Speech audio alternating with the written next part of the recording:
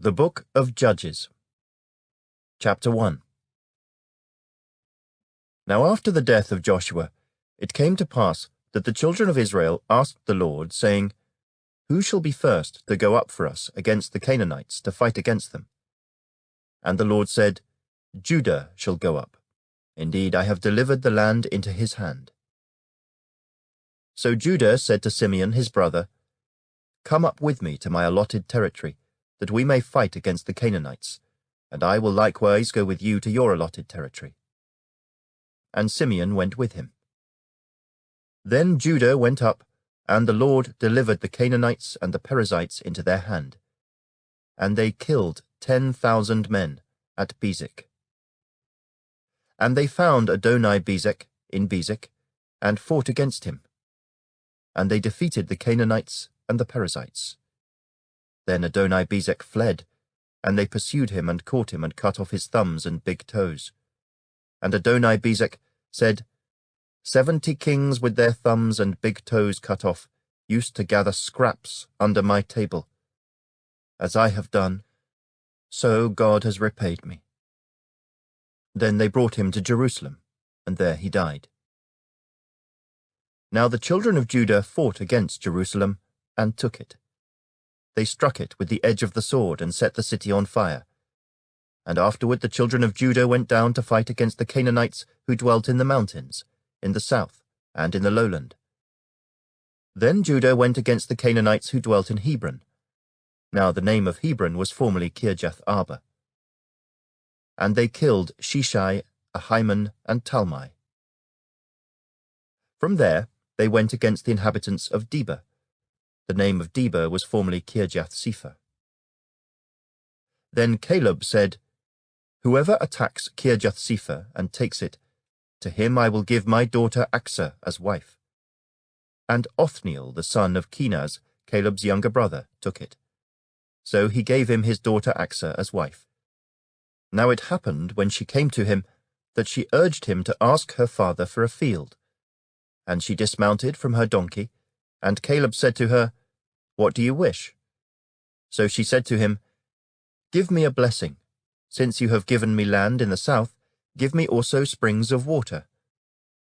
And Caleb gave her the upper springs and the lower springs. Now the children of the Kenite, Moses' father-in-law, went up from the city of palms with the children of Judah into the wilderness of Judah, which lies in the south, near Arad.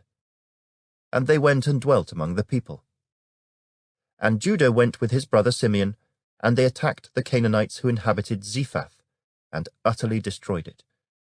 So the name of the city was called Hormah.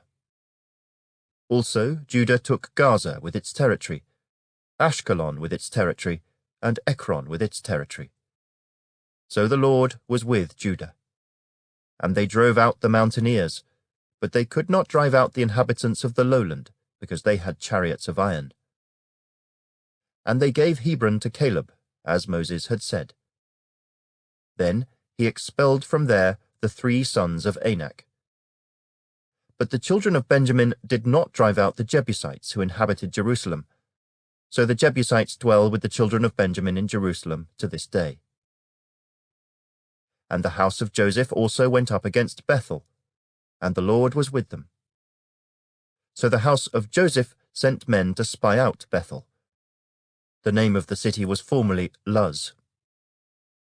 And when the spies saw a man coming out of the city, they said to him, Please show us the entrance to the city, and we will show you mercy. So he showed them the entrance to the city, and they struck the city with the edge of the sword, but they let the man and all his family go. And the man went to the land of the Hittites, built a city, and called its name Luz, which is its name to this day.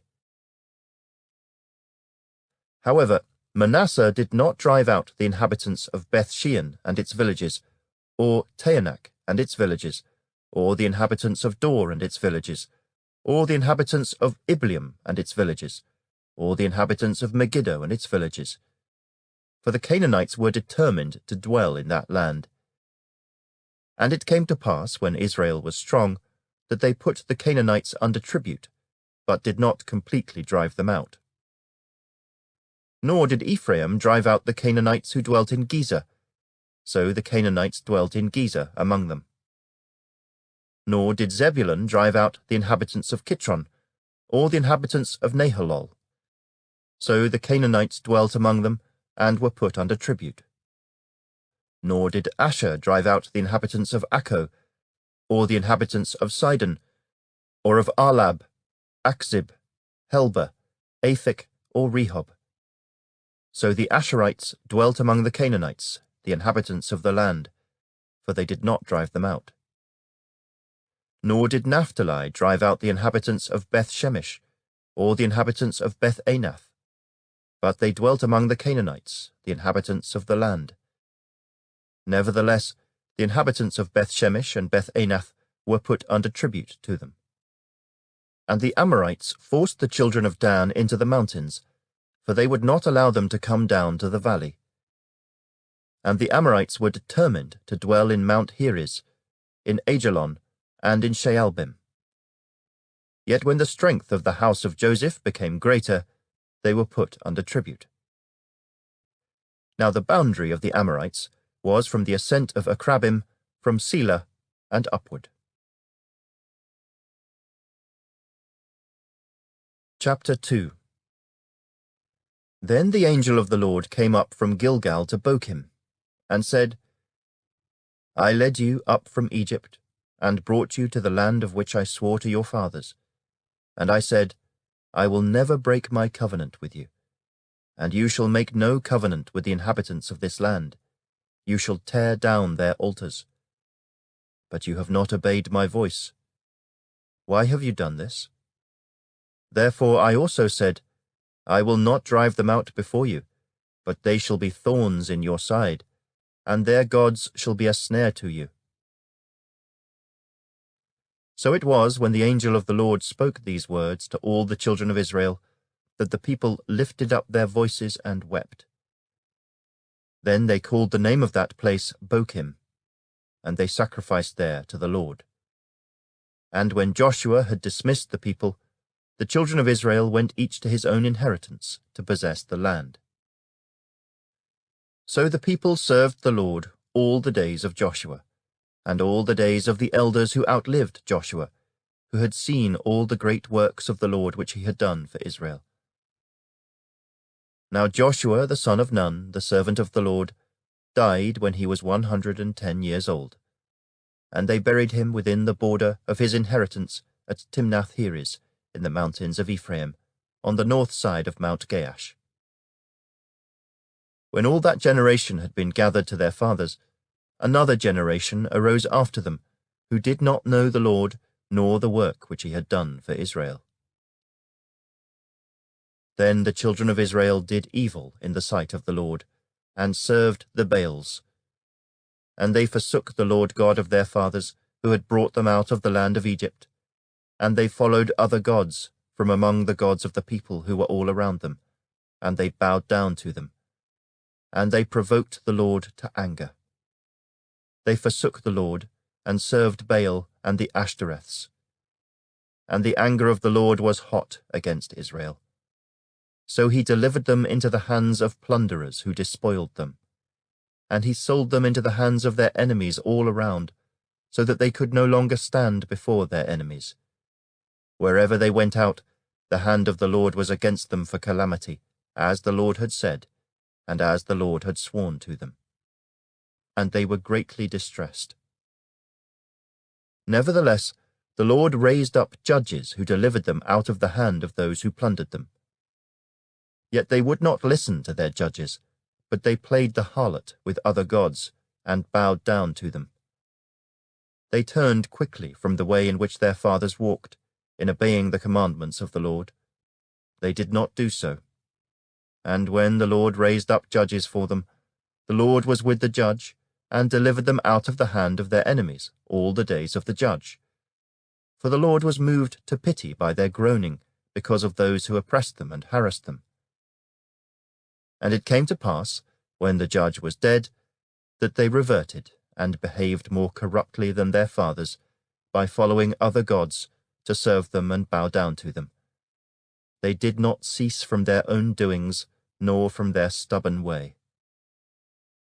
Then the anger of the Lord was hot against Israel, and he said, Because this nation has transgressed my covenant which I commanded their fathers, and has not heeded my voice, I also will no longer drive out before them any of the nations which Joshua left when he died, so that through them I may test Israel, whether they will keep the ways of the Lord, to walk in them as their fathers kept them, or not. Therefore the Lord left those nations, without driving them out immediately, nor did he deliver them into the hand of Joshua. Chapter 3. Now these are the nations which the Lord left, that he might test Israel by them, that is, all who had not known any of the wars in Canaan. This was only so that the generations of the children of Israel might be taught to know war, at least those who had not formerly known it. Namely, 5 lords of the Philistines, all the Canaanites, the Sidonians, and the Hivites who dwelt in Mount Lebanon, from Mount Baal-Hermon to the entrance of Hamath. And they were left that he might test Israel by them, to know whether they would obey the commandments of the Lord, which he had commanded their fathers by the hand of Moses. Thus the children of Israel dwelt among the Canaanites, the Hittites, the Amorites, the Perizzites, the Hivites, and the Jebusites. And they took their daughters to be their wives, and gave their daughters to their sons, and they served their gods. So the children of Israel did evil in the sight of the Lord. They forgot the Lord their God, and served the Baals and Asherahs. Therefore the anger of the Lord was hot against Israel, and he sold them into the hand of Cushan-Rishathaim, king of Mesopotamia. And the children of Israel served Cushan-Rishathaim 8 years. When the children of Israel cried out to the Lord raised up a deliverer for the children of Israel, who delivered them, Othniel the son of Kenaz, Caleb's younger brother. The Spirit of the Lord came upon him, and he judged Israel. He went out to war, and the Lord delivered Cushan-Rishathaim, king of Mesopotamia, into his hand. And his hand prevailed over Cushan-Rishathaim. So the land had rest for 40 years. Then Othniel the son of Kenaz died. And the children of Israel again did evil in the sight of the Lord. So the Lord strengthened Eglon king of Moab against Israel, because they had done evil in the sight of the Lord. Then he gathered to himself the people of Ammon and Amalek, went and defeated Israel, and took possession of the city of palms. So the children of Israel served Eglon king of Moab 18 years. But when the children of Israel cried out to the Lord raised up a deliverer for them, Ehud the son of Gera, the Benjamite, a left-handed man. By him the children of Israel sent tribute to Eglon king of Moab. Now Ehud made himself a dagger. It was double-edged and a cubit in length, and fastened it under his clothes on his right thigh. So he brought the tribute to Eglon king of Moab. Now Eglon was a very fat man. And when he had finished presenting the tribute, he sent away the people who had carried the tribute. But he himself turned back from the stone images that were at Gilgal, and said, I have a secret message for you, O king. He said, Keep silence, and all who attended him went out from him. So Ehud came to him. Now he was sitting upstairs in his cool private chamber. Then Ehud said, I have a message from God for you. So he arose from his seat. Then Ehud reached with his left hand, took the dagger from his right thigh, and thrust it into his belly. Even the hilt went in after the blade, and the fat closed over the blade, for he did not draw the dagger out of his belly, and his entrails came out. Then Ehud went out through the porch, and shut the doors of the upper room behind him, and locked them. When he had gone out, Eglon's servants came to look, and to their surprise the doors of the upper room were locked. So they said, "He is probably attending to his needs in the cool chamber." So they waited till they were embarrassed, and still he had not opened the doors of the upper room. Therefore they took the key and opened them, and there was their master, fallen dead on the floor. But Ehud had escaped while they delayed, and passed beyond the stone images, and escaped to Seirah. And it happened, when he arrived, that he blew the trumpet in the mountains of Ephraim, and the children of Israel went down with him from the mountains, and he led them. Then he said to them, "Follow me, for the Lord has delivered your enemies the Moabites into your hand." So they went down after him, seized the fords of the Jordan leading to Moab, and did not allow anyone to cross over. And at that time they killed about 10,000 men of Moab, all stout men of valor. Not a man escaped. So Moab was subdued that day under the hand of Israel, and the land had rest for 80 years. After him was Shamgar the son of Anath, who killed 600 men of the Philistines with an ox goad, and he also delivered Israel. Chapter 4. When Ehud was dead, the children of Israel again did evil in the sight of the Lord. So the Lord sold them into the hand of Jabin king of Canaan, who reigned in Hazor. The commander of his army was Sisera, who dwelt in Harosheth Hagoyim. And the children of Israel cried out to the Lord, for Jabin had 900 chariots of iron, and for 20 years he had harshly oppressed the children of Israel. Now Deborah, a prophetess, the wife of Lapidoth, was judging Israel at that time. And she would sit under the palm tree of Deborah between Ramah and Bethel in the mountains of Ephraim. And the children of Israel came up to her for judgment. Then she sent and called for Barak the son of Abinoam from Kedesh in Naphtali, and said to him, "Has not the Lord God of Israel commanded, Go and deploy troops at Mount Tabor? Take with you 10,000 men of the sons of Naphtali and of the sons of Zebulun. And against you I will deploy Sisera, the commander of Jabin's army, with his chariots and his multitude, at the river Kishon, and I will deliver him into your hand." And Barak said to her, "If you will go with me, then I will go, but if you will not go with me, I will not go." So she said, "I will surely go with you. Nevertheless, there will be no glory for you in the journey you are taking, for the Lord will sell Sisera into the hand of a woman." Then Deborah arose and went with Barak to Kedesh. And Barak called Zebulun and Naphtali to Kedesh. He went up with 10,000 men under his command, and Deborah went up with him. Now Heber the Kenite, of the children of Hobab the father-in-law of Moses, had separated himself from the Kenites, and pitched his tent near the terebinth tree at Zaanaim, which is beside Kedesh. And they reported to Sisera that Barak the son of Abinoam had gone up to Mount Tabor.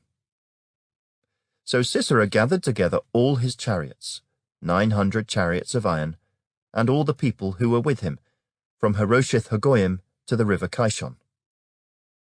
Then Deborah said to Barak, "Up, for this is the day in which the Lord has delivered Sisera into your hand. Has not the Lord gone out before you?" So Barak went down from Mount Tabor with 10,000 men following him.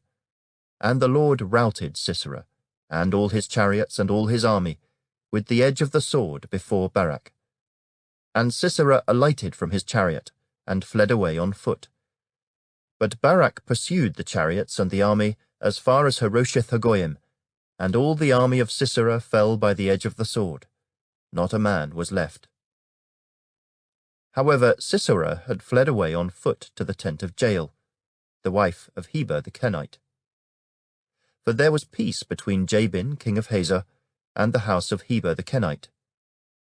And Jael went out to meet Sisera, and said to him, "Turn aside, my lord, turn aside to me, do not fear." and when he had turned aside with her into the tent, she covered him with a blanket. Then he said to her, "Please give me a little water to drink, for I am thirsty." So she opened a jug of milk, gave him a drink, and covered him. And he said to her, "Stand at the door of the tent, and if any man comes and inquires of you and says, 'Is there any man here?' you shall say no." Then Jael, Heber's wife, took a tent peg, and took a hammer in her hand, and went softly to him, and drove the peg into his temple, and it went down into the ground, for he was fast asleep and weary. So he died.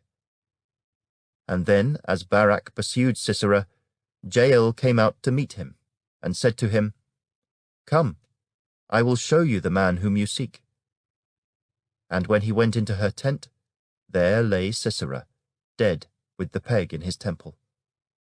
So on that day God subdued Jabin king of Canaan in the presence of the children of Israel. And the hand of the children of Israel grew stronger and stronger against Jabin king of Canaan, until they had destroyed Jabin king of Canaan. Chapter 5. Then Deborah and Barak, the son of Abinoam, sang on that day, saying, "When leaders lead in Israel, when the people willingly offer themselves, bless the Lord. Hear, O kings, give ear, O princes. I, even I, will sing to the Lord. I will sing praise to the Lord God of Israel. Lord, when you went out from Seir, when you marched from the field of Edom, the earth trembled and the heavens poured. The clouds also poured water. The mountains gushed before the Lord, this Sinai before the Lord God of Israel. In the days of Shamgar, son of Anath, in the days of Jael, the highways were deserted, and the travellers walked along the byways. Village life ceased, it ceased in Israel, until I, Deborah, arose a mother in Israel. They chose new gods. Then there was war in the gates. Not a shield or spear was seen among 40,000 in Israel. My heart is with the rulers of Israel, who offered themselves willingly with the people. Bless the Lord. Speak, you who ride on white donkeys, who sit in judges' attire, and who walk along the road. Far from the noise of the archers, among the watering places, there they shall recount the righteous acts of the Lord, the righteous acts for his villagers in Israel. Then the people of the Lord shall go down to the gates. Awake, awake, Deborah. Awake, awake, sing a song. Arise, Barak, and lead your captives away, O son of Abinoam.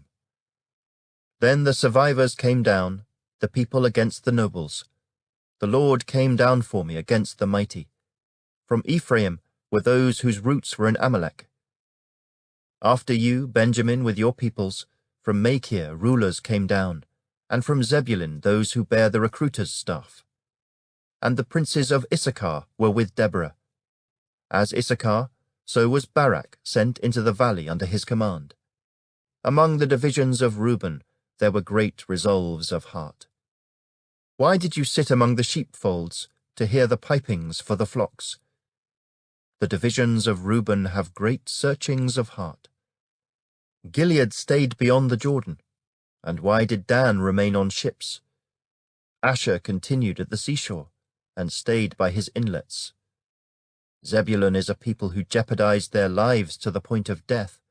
Naphtali also on the heights of the battlefield. The kings came and fought. Then the kings of Canaan fought in Taanach by the waters of Megiddo. They took no spoils of silver. They fought from the heavens. The stars from their courses fought against Sisera. The torrent of Kishon swept them away, that ancient torrent, the torrent of Kishon. O my soul, march on in strength. Then the horse's hooves pounded, the galloping of his steeds. Curse Meroz, said the angel of the Lord. Curse its inhabitants bitterly, because they did not come to the help of the Lord, to the help of the Lord against the mighty. Most blessed among women is Jael, the wife of Heber the Kenite.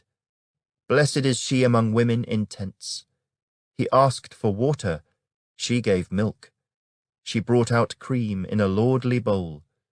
She stretched her hand to the tent peg, her right hand to the workman's hammer. She pounded Sisera, she pierced his head, she split and struck through his temple. At her feet he sank, he fell, he lay still. At her feet he sank, he fell. Where he sank, there he fell dead. The mother of Sisera looked through the window and cried out through the lattice, Why is his chariot so long in coming? Why tarries the clatter of his chariots? Her wisest ladies answered her. Yes, she answered herself. Are they not finding and dividing the spoil? To every man a girl or two. For Sisera, plunder of dyed garments, plunder of garments embroidered and dyed, 2 pieces of dyed embroidery for the neck of the looter. Thus let all your enemies perish, O Lord. But let those who love him be like the sun, when it comes out in full strength. So the land had rest for 40 years. Chapter 6. Then the children of Israel did evil in the sight of the Lord. So the Lord delivered them into the hand of Midian for 7 years. And the hand of Midian prevailed against Israel. Because of the Midianites, the children of Israel made for themselves the dens, the caves, and the strongholds which are in the mountains. So it was, whenever Israel had sown, Midianites would come up. Also Amalekites and the people of the east would come up against them. Then they would encamp against them and destroy the produce of the earth as far as Gaza, and leave no sustenance for Israel, neither sheep, nor ox, nor donkey. For they would come up with their livestock and their tents, coming in as numerous as locusts. Both they and their camels were without number, and they would enter the land to destroy it. So Israel was greatly impoverished because of the Midianites, and the children of Israel cried out to the Lord.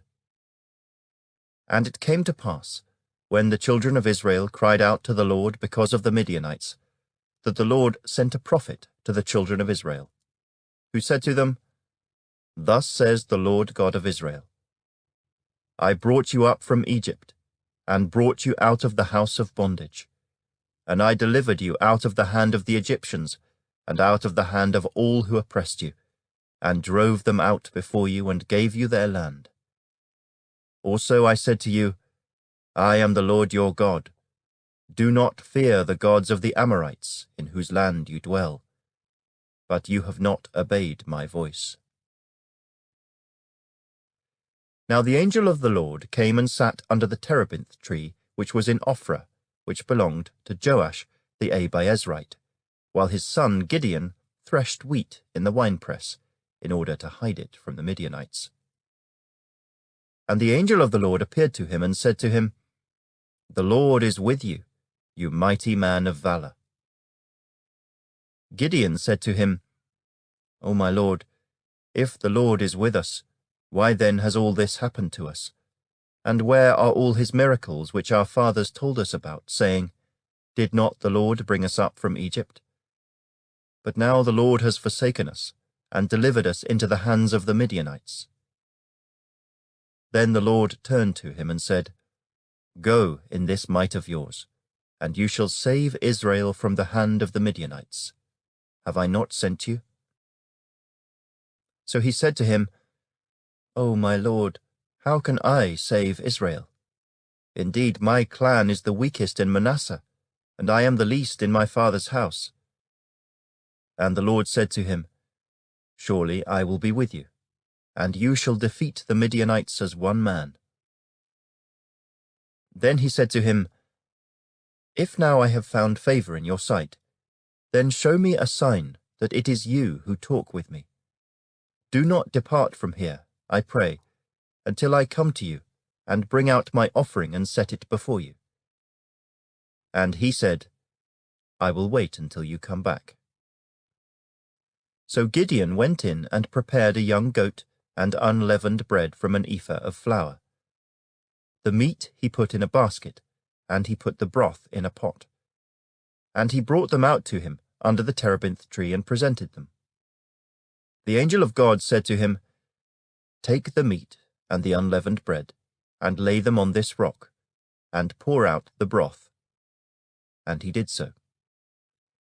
Then the angel of the Lord put out the end of the staff that was in his hand, and touched the meat and the unleavened bread. And fire rose out of the rock, and consumed the meat and the unleavened bread. And the angel of the Lord departed out of his sight. Now Gideon perceived that he was the angel of the Lord. So Gideon said, Alas, O Lord God, for I have seen the angel of the Lord face to face. Then the Lord said to him, Peace be with you. Do not fear, you shall not die.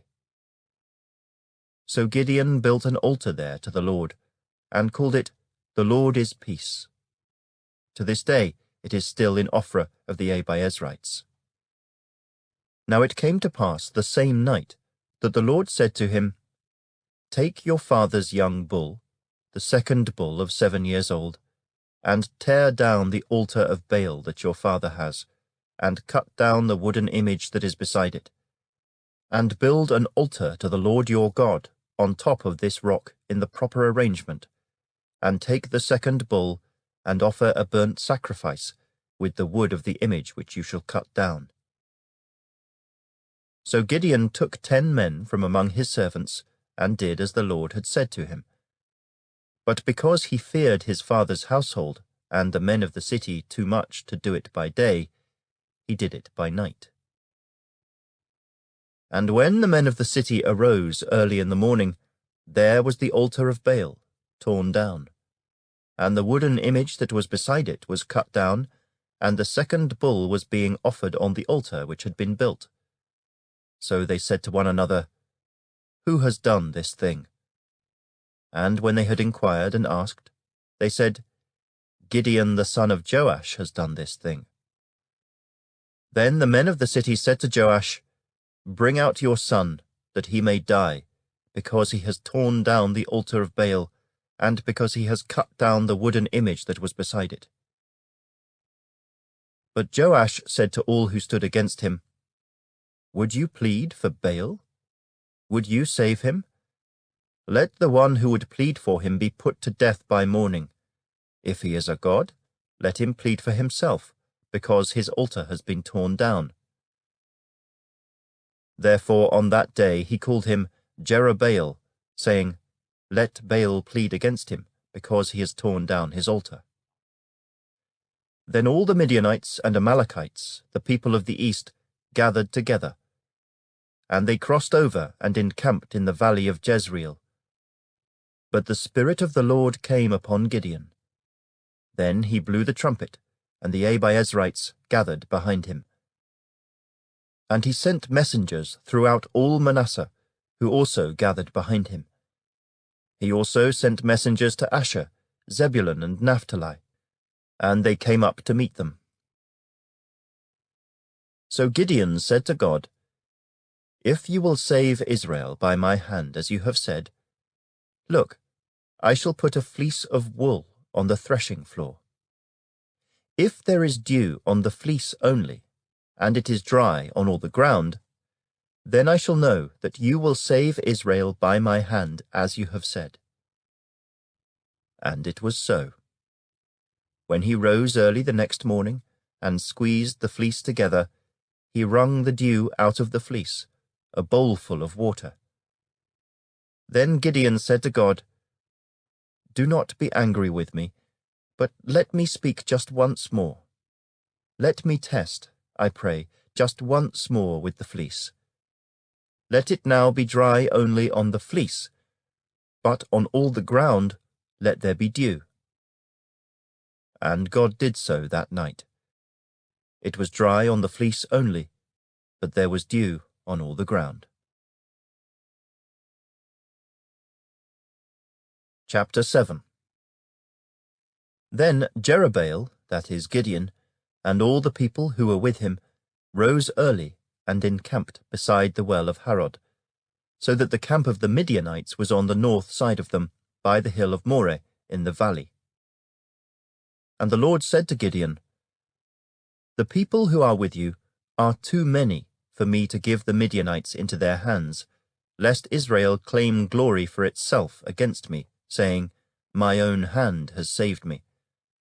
Now therefore proclaim in the hearing of the people, saying, 'Whoever is fearful and afraid, let him turn and depart at once from Mount Gilead.' And 22,000 of the people returned, and 10,000 remained. But the Lord said to Gideon, 'The people are still too many. Bring them down to the water, and I will test them for you there. Then it will be that of whom I say to you, this one shall go with you, the same shall go with you. And of whomever I say to you, this one shall not go with you, the same shall not go.' So he brought the people down to the water. And the Lord said to Gideon, 'Everyone who laps from the water with his tongue, as a dog laps, you shall set apart by himself. Likewise, everyone who gets down on his knees to drink.'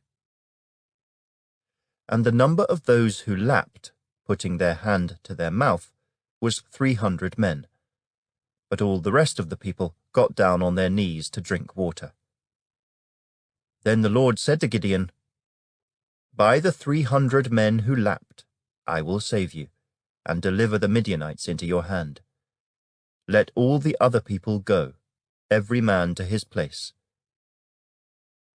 So the people took provisions and their trumpets in their hands. And he sent away all the rest of Israel, every man to his tent, and retained those 300 men. Now the camp of Midian was below him in the valley. It happened on the same night that the Lord said to him, 'Arise, go down against the camp, for I have delivered it into your hand. But if you are afraid to go down to the camp with Purah your servant, and you shall hear what they say.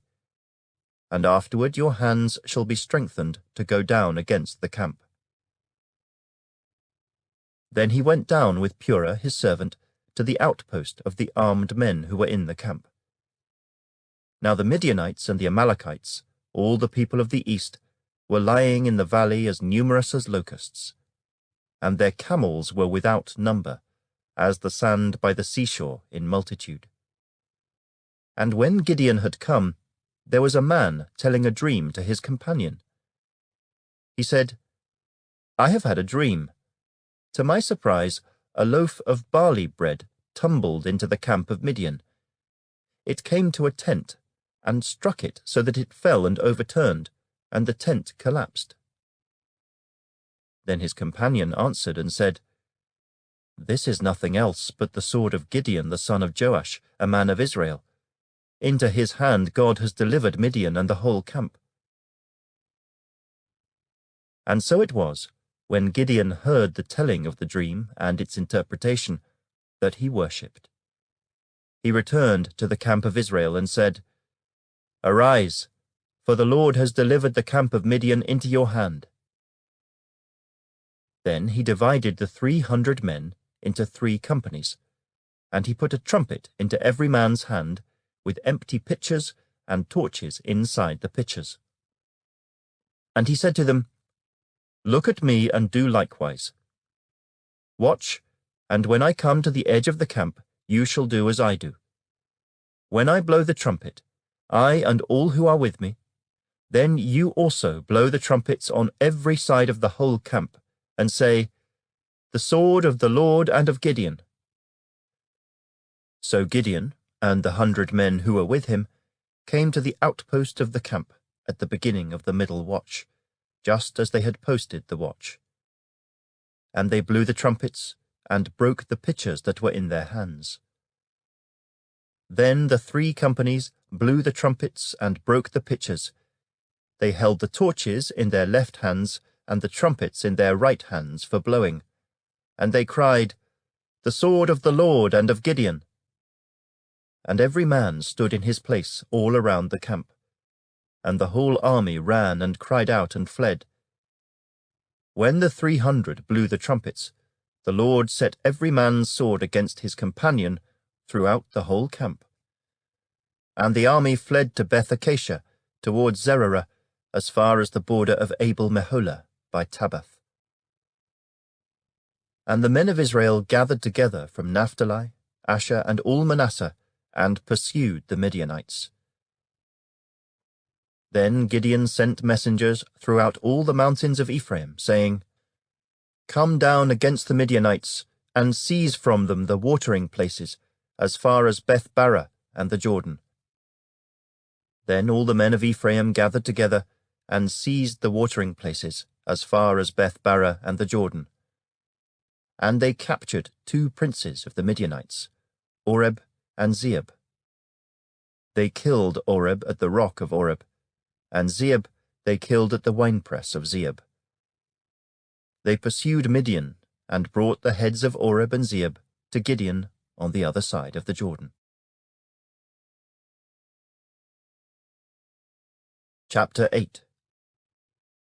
Now the men of Ephraim said to him, "Why have you done this to us, by not calling us when you went to fight with the Midianites?" And they reprimanded him sharply.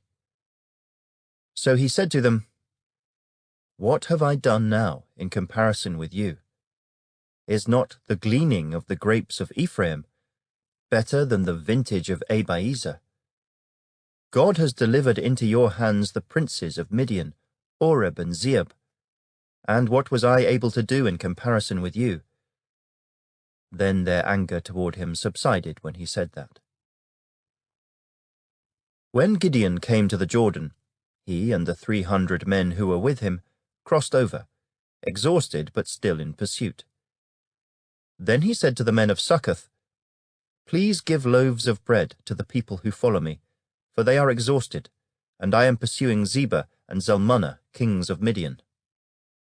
And the leaders of Succoth said, "Are the hands of Zebah and Zalmunna now in your hand, that we should give bread to your army?" So Gideon said, "For this cause, when the Lord has delivered Zebah and Zalmunna into my hand, then I will tear your flesh with the thorns of the wilderness and with briars." Then he went up from there to Penuel, and spoke to them in the same way. And the men of Penuel answered him as the men of Succoth had answered. So he also spoke to the men of Penuel, saying, "When I come back in peace, I will tear down this tower." Now Zebah and Zalmunna were at Karkor, and their armies with them, about 15,000, all who were left of all the army of the people of the east. For 120,000 men who drew the sword had fallen. Then Gideon went up by the road of those who dwell in tents, on the east of Nobah and Jogbehah. And he attacked the army while the camp felt secure. When Zebah and Zalmunna fled, he pursued them. And he took the 2 kings of Midian, Zebah and Zalmunna, and routed the whole army. Then Gideon the son of Joash returned from battle, from the ascent of Heres. And he caught a young man of the men of Succoth, and interrogated him. And he wrote down for him the leaders of Succoth and its elders, 77 men.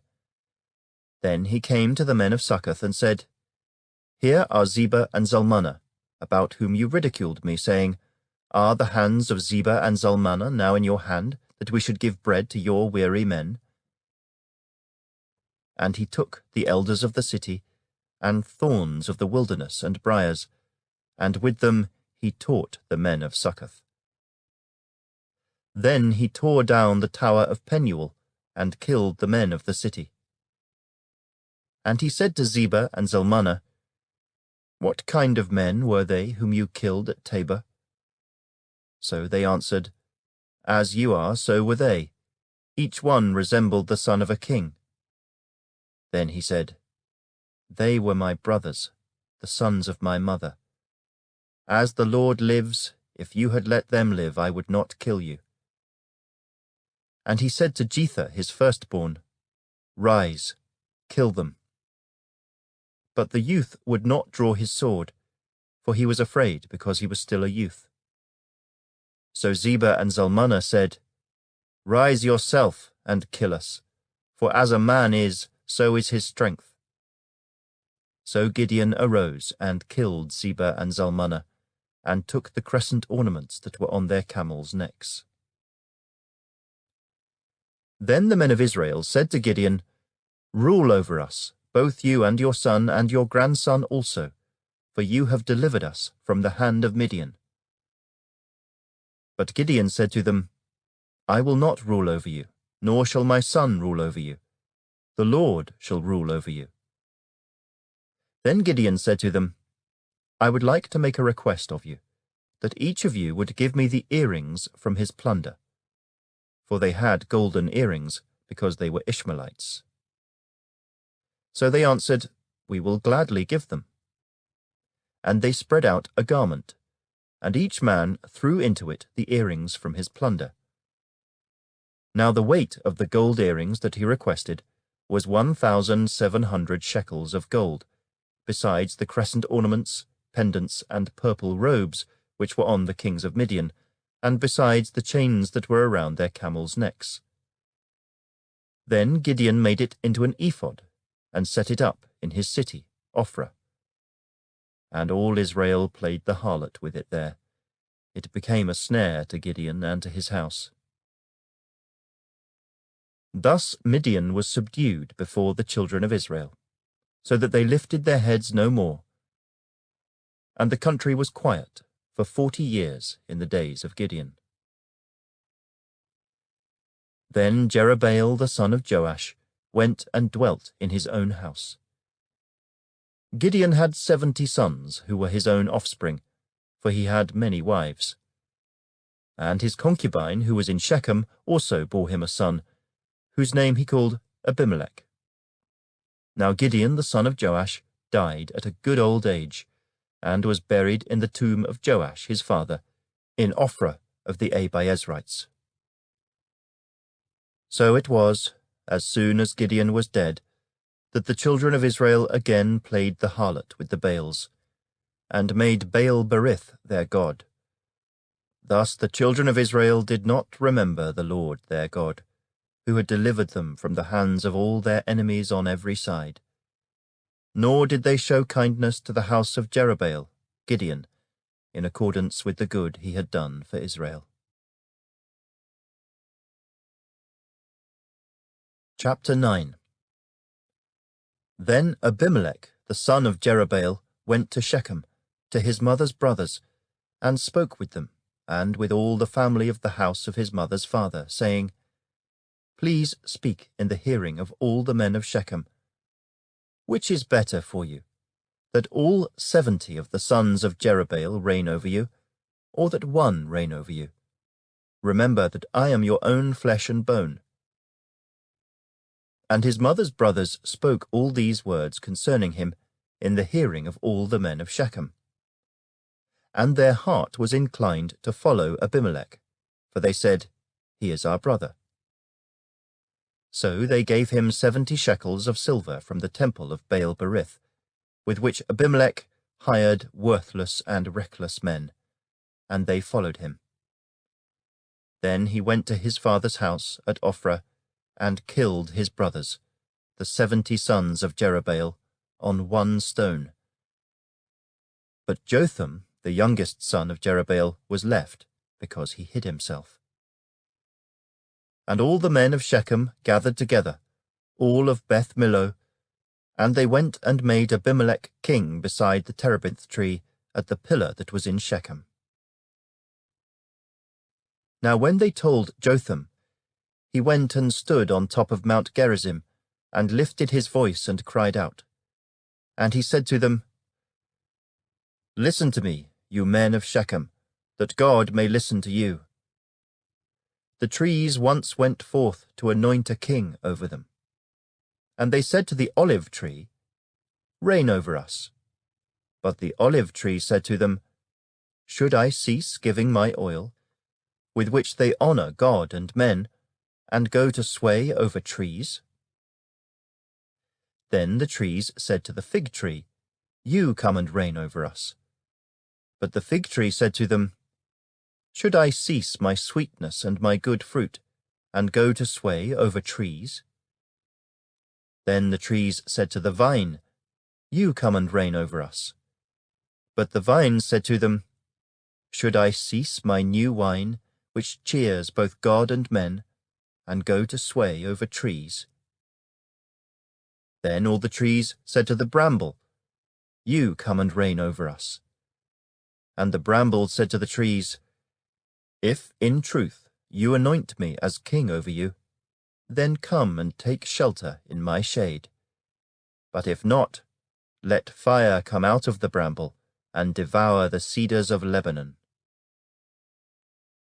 Now therefore, if you have acted in truth and sincerity in making Abimelech king, and if you have dealt well with Jerubbaal and his house, and have done to him as he deserves, for my father fought for you, risked his life, and delivered you out of the hand of Midian, but you have risen up against my father's house this day, and killed his 70 sons on one stone, and made Abimelech, the son of his female servant, king over the men of Shechem, because he is your brother. If then you have acted in truth and sincerity with Jerubbaal and with his house this day, then rejoice in Abimelech, and let him also rejoice in you. But if not, let fire come from Abimelech, and devour the men of Shechem and Beth Millo. And let fire come from the men of Shechem and from Beth Millo, and devour Abimelech. And Jotham ran away and fled, and he went to Beer and dwelt there, for fear of Abimelech his brother.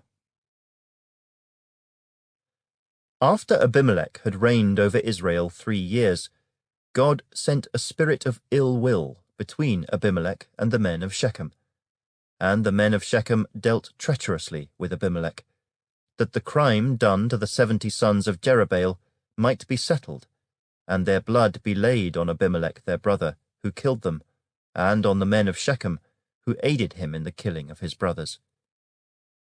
And the men of Shechem set men in ambush against him on the tops of the mountains, and they robbed all who passed by them along that way. And it was told Abimelech. Now Gaal the son of Ebed came with his brothers and went over to Shechem. And the men of Shechem put their confidence in him.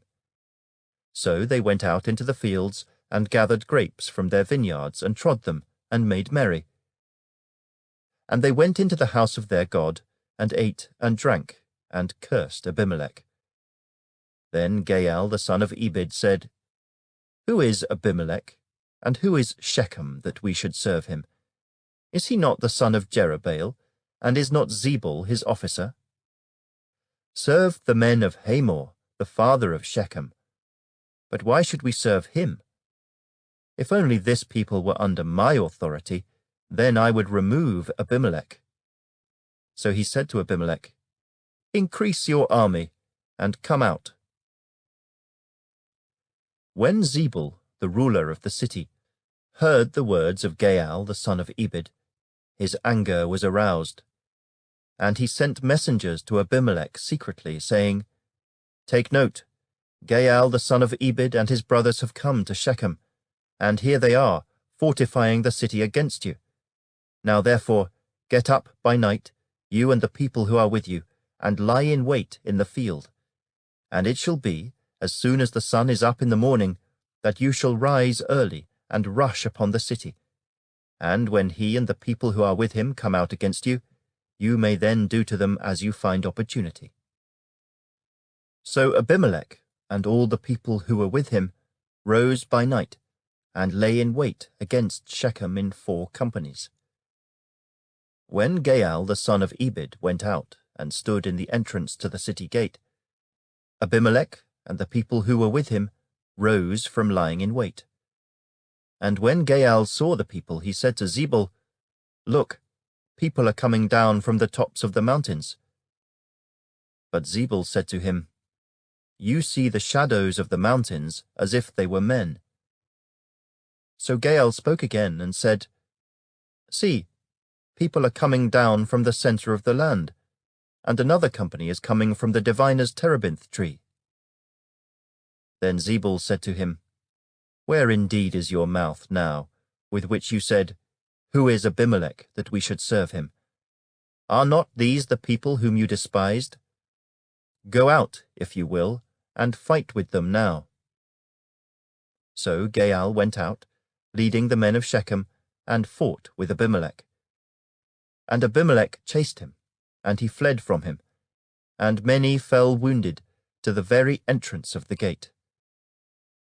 Then Abimelech dwelt at Arumah, and Zebul drove out Gaal and his brothers, so that they would not dwell in Shechem. And it came about on the next day that the people went out into the field, and they told Abimelech. So he took his people, divided them into 3 companies, and lay in wait in the field. And he looked, and there were the people coming out of the city, and he rose against them and attacked them. Then Abimelech and the company that was with him rushed forward and stood at the entrance of the gate of the city.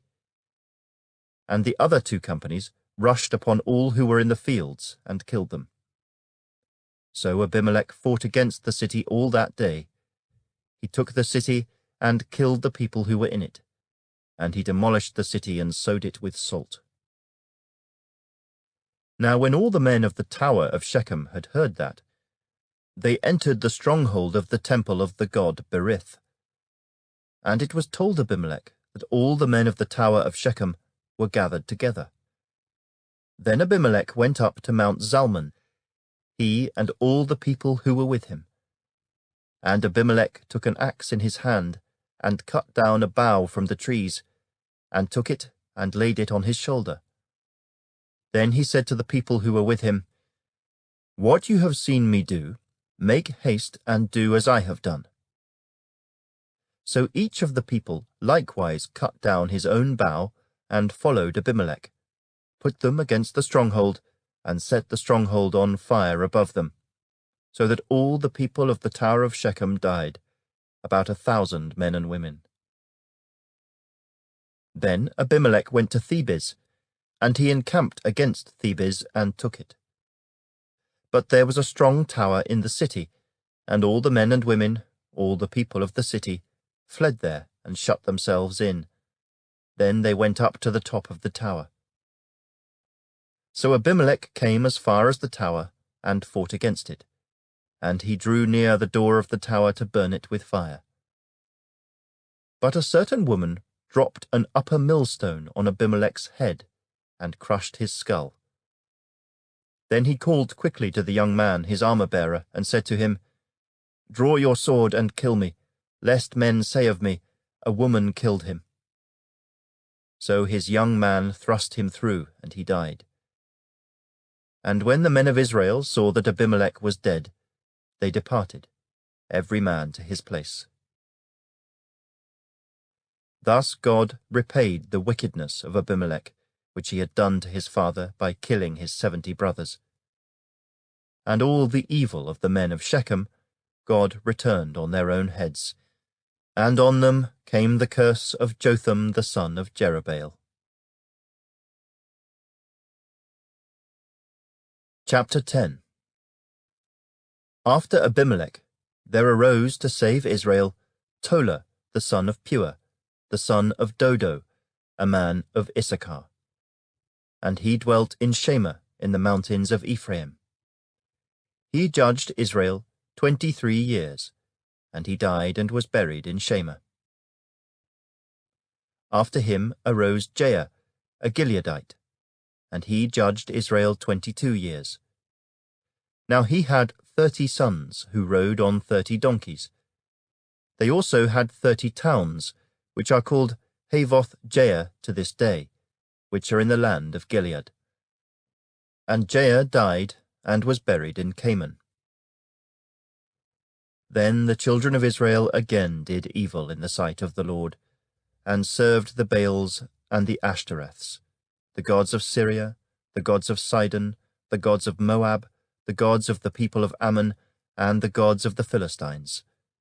and they forsook the Lord and did not serve him. So the anger of the Lord was hot against Israel, and he sold them into the hands of the Philistines and into the hands of the people of Ammon.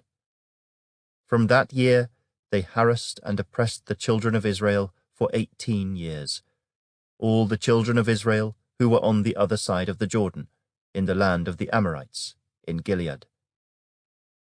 Moreover, the people of Ammon crossed over the Jordan to fight against Judah also, against Benjamin, and against the house of Ephraim, so that Israel was severely distressed. And the children of Israel cried out to the Lord, saying, We have sinned against you, because we have both forsaken our God and served the Baals. So the Lord said to the children of Israel, Did I not deliver you from the Egyptians, and from the Amorites, and from the people of Ammon, and from the Philistines?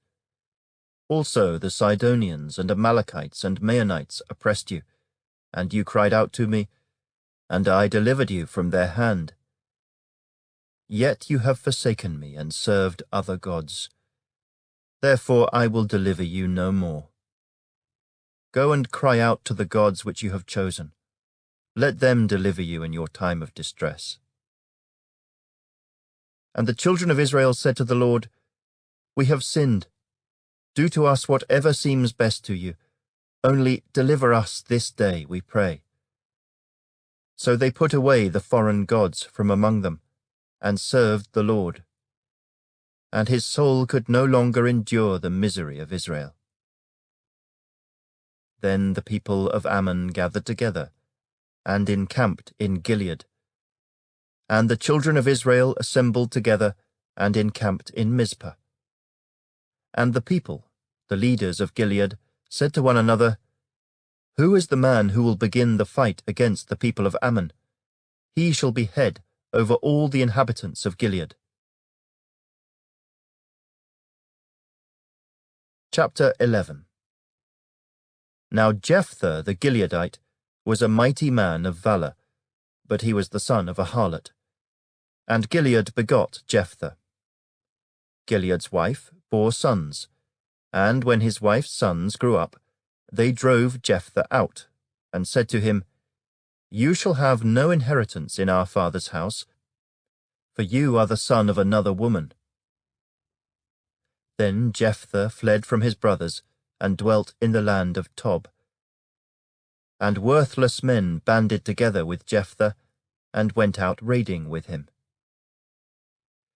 It came to pass, after a time, that the people of Ammon made war against Israel.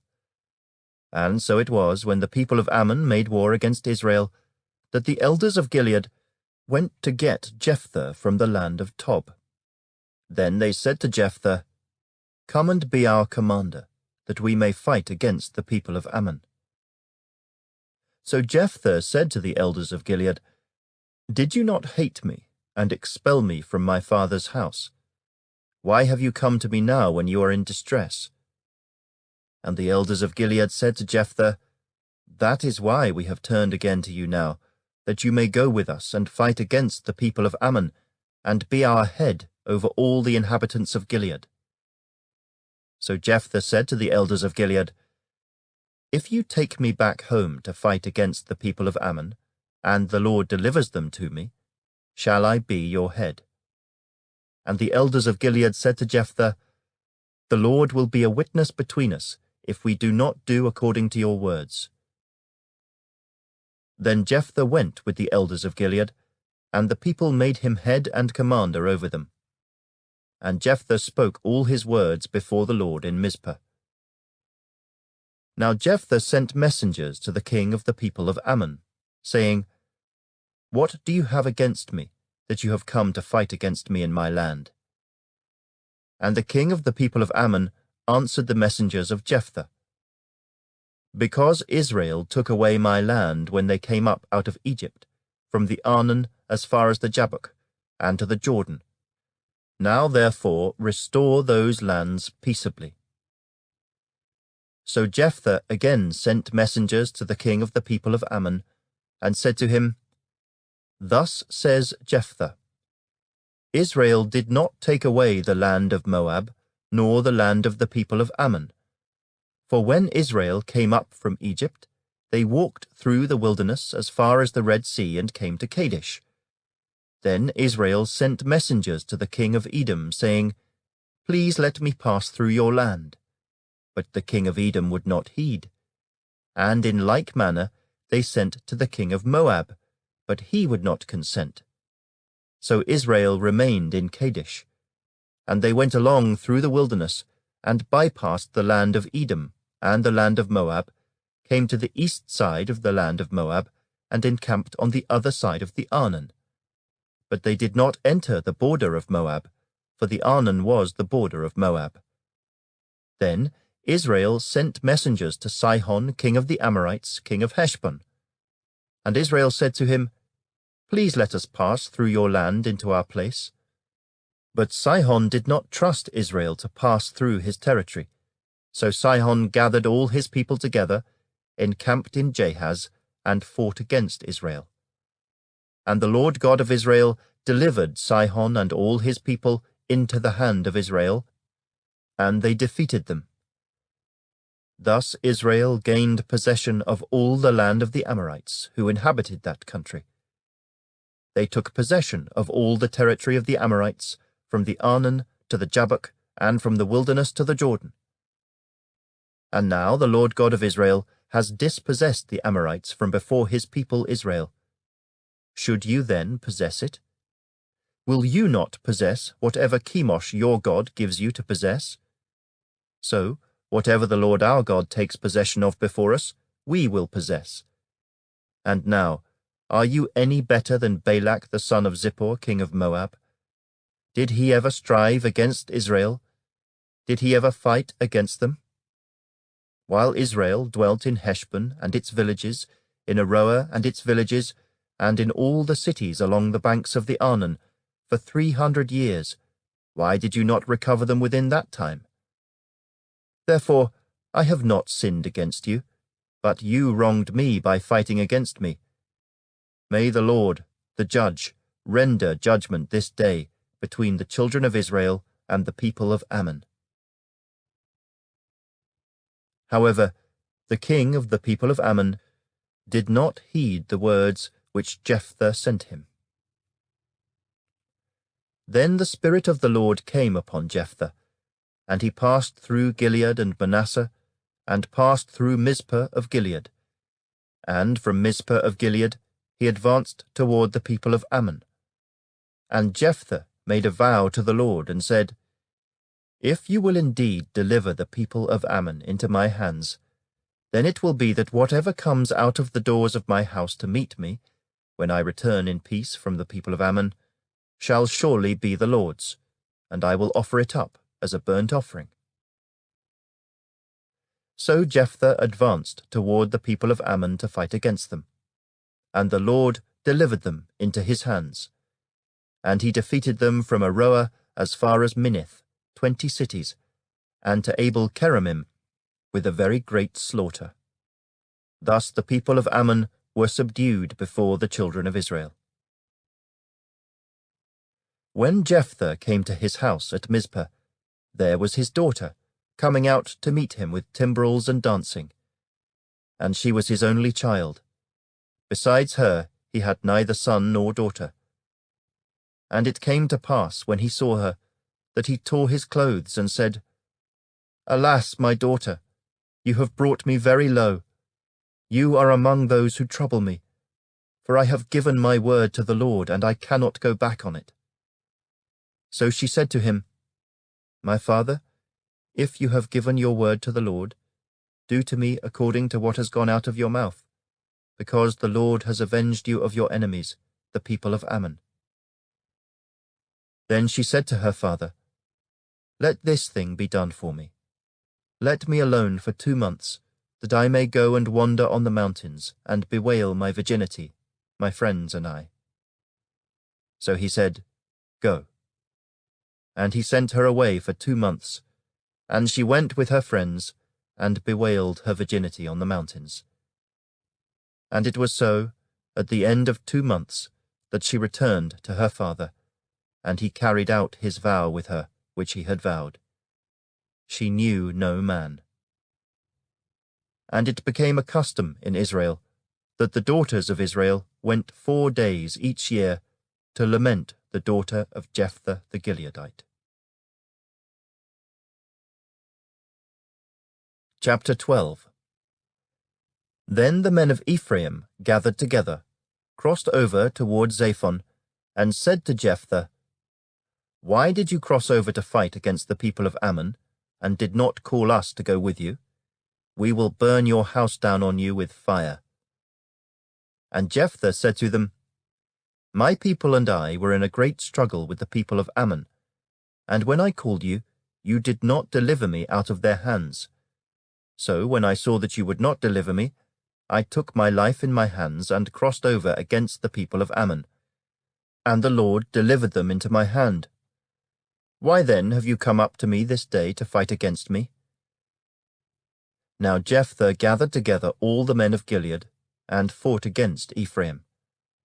And the men of Gilead defeated Ephraim, because they said, "You Gileadites are fugitives of Ephraim among the Ephraimites and among the Manassites."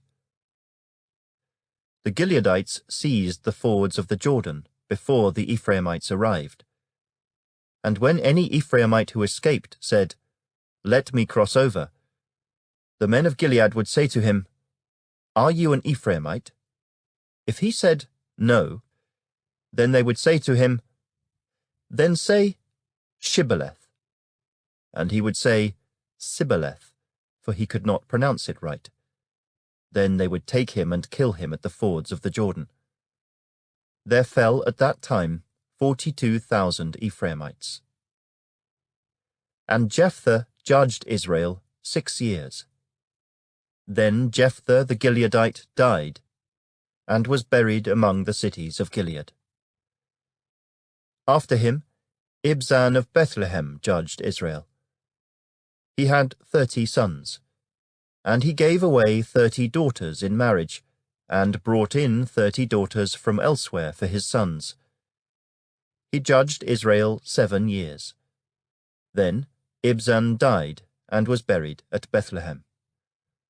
After him, Elon the Zebulunite judged Israel. He judged Israel 10 years. And Elon the Zebulunite died and was buried at Ajalon in the country of Zebulun. After him, Abdon the son of Hillel the Pirathonite judged Israel.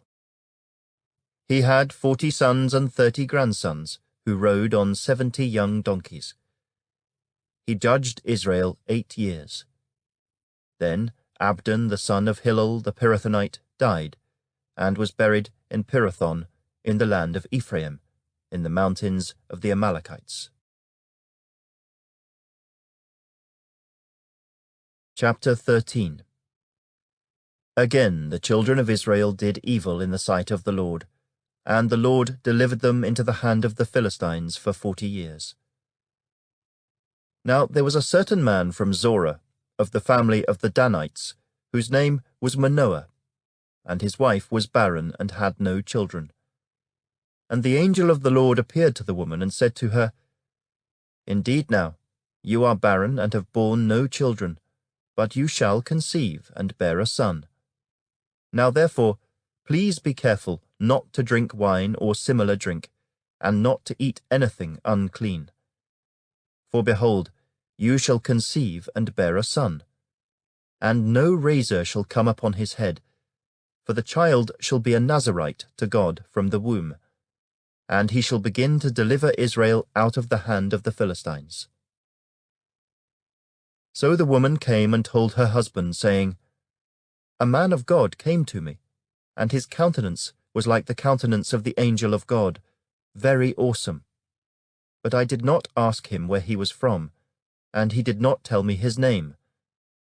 And he said to me, Behold, you shall conceive and bear a son. Now drink no wine or similar drink, nor eat anything unclean, for the child shall be a Nazarite to God from the womb to the day of his death." Then Manoah prayed to the Lord and said, "O my Lord, please let the man of God whom you sent come to us again, and teach us what we shall do for the child who will be born." And God listened to the voice of Manoah, and the angel of God came to the woman again as she was sitting in the field. But Manoah her husband was not with her. Then the woman ran in haste and told her husband and said to him, "Look, the man who came to me the other day has just now appeared to me." So Manoah arose and followed his wife. When he came to the man, he said to him, "Are you the man who spoke to this woman?" And he said, "I am." Manoah said, "Now let your words come to pass. What will be the boy's rule of life and his work?" So the angel of the Lord said to Manoah, "Of all that I said to the woman, let her be careful. She may not eat anything that comes from the vine, nor may she drink wine or similar drink, nor eat anything unclean. All that I commanded her, let her observe." Then Manoah said to the angel of the Lord, "Please let us detain you, and we will prepare a young goat for you." And the angel of the Lord said to Manoah, "Though you detain me, I will not eat your food. But if you offer a burnt offering, you must offer it to the Lord." For Manoah did not know he was the angel of the Lord. Then Manoah said to the angel of the Lord, "What is your name, that when your words come to pass, we may honor you?" And the angel of the Lord said to him, "Why do you ask my name, seeing it is wonderful?" So Manoah took the young goat with the grain offering and offered it upon the rock to the Lord. And he did a wondrous thing while Manoah and his wife looked on. It happened as the flame went up toward heaven from the altar, the angel of the Lord ascended in the flame of the altar. When Manoah and his wife saw this, they fell on their faces to the ground. When the angel of the Lord appeared no more to Manoah and his wife, then Manoah knew that he was the angel of the Lord. And Manoah said to his wife, "We shall surely die, because we have seen God." But his wife said to him, "If the Lord had desired to kill us, he would not have accepted a burnt offering and a grain offering from our hands, nor would he have shown us all these things, nor would he have told us such things as these at this time." So the woman bore a son, and called his name Samson. And the child grew, and the Lord blessed him. And the Spirit of the Lord began to move upon him at Mahaneh-dan, between Zorah and Eshtaol. Chapter 14. Now Samson went down to Timnah, and saw a woman in Timnah of the daughters of the Philistines. So he went up and told his father and mother, saying, "I have seen a woman in Timnah of the daughters of the Philistines. Now therefore get her for me as a wife." Then his father and mother said to him, "Is there no woman among the daughters of your brethren, or among all my people, that you must go and get a wife from the uncircumcised Philistines?" And Samson said to his father, "Get her for me, for she pleases me well." But his father and mother did not know that it was of the Lord, that he was seeking an occasion to move against the Philistines. For at that time the Philistines had dominion over Israel. So Samson went down to Timnah with his father and mother, and came to the vineyards of Timnah. Now to his surprise, a young lion came roaring against him. And the Spirit of the Lord came mightily upon him, and he tore the lion apart, as one would have torn apart a young goat, though he had nothing in his hand. But he did not tell his father or his mother what he had done. Then he went down and talked with the woman, and she pleased Samson well. After some time, when he returned to get her, he turned aside to see the carcass of the lion. And behold, a swarm of bees and honey were in the carcass of the lion. He took some of it in his hands and went along, eating. When he came to his father and mother, he gave some to them, and they also ate. But he did not tell them that he had taken the honey out of the carcass of the lion. So his father went down to the woman, and Samson gave a feast there, for young men used to do so. And it happened, when they saw him, that they brought 30 companions to be with him. Then Samson said to them, "Let me pose a riddle to you. If you can correctly solve and explain it to me within the 7 days of the feast, then I will give you 30 linen garments and 30 changes of clothing. But if you cannot explain it to me, then you shall give me 30 linen garments and 30 changes of clothing." And they said to him, "Pose your riddle, that we may hear it." So he said to them, "Out of the eater came something to eat, and out of the strong came something sweet."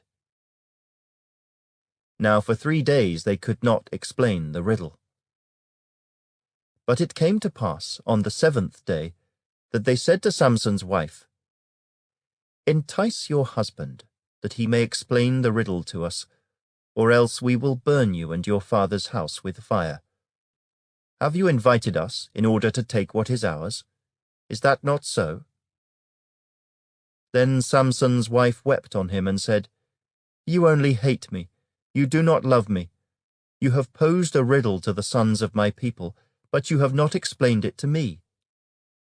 And he said to her, "Look, I have not explained it to my father or my mother, so should I explain it to you?" Now she had wept on him the 7 days while their feast lasted, and it happened on the 7th day that he told her, because she pressed him so much.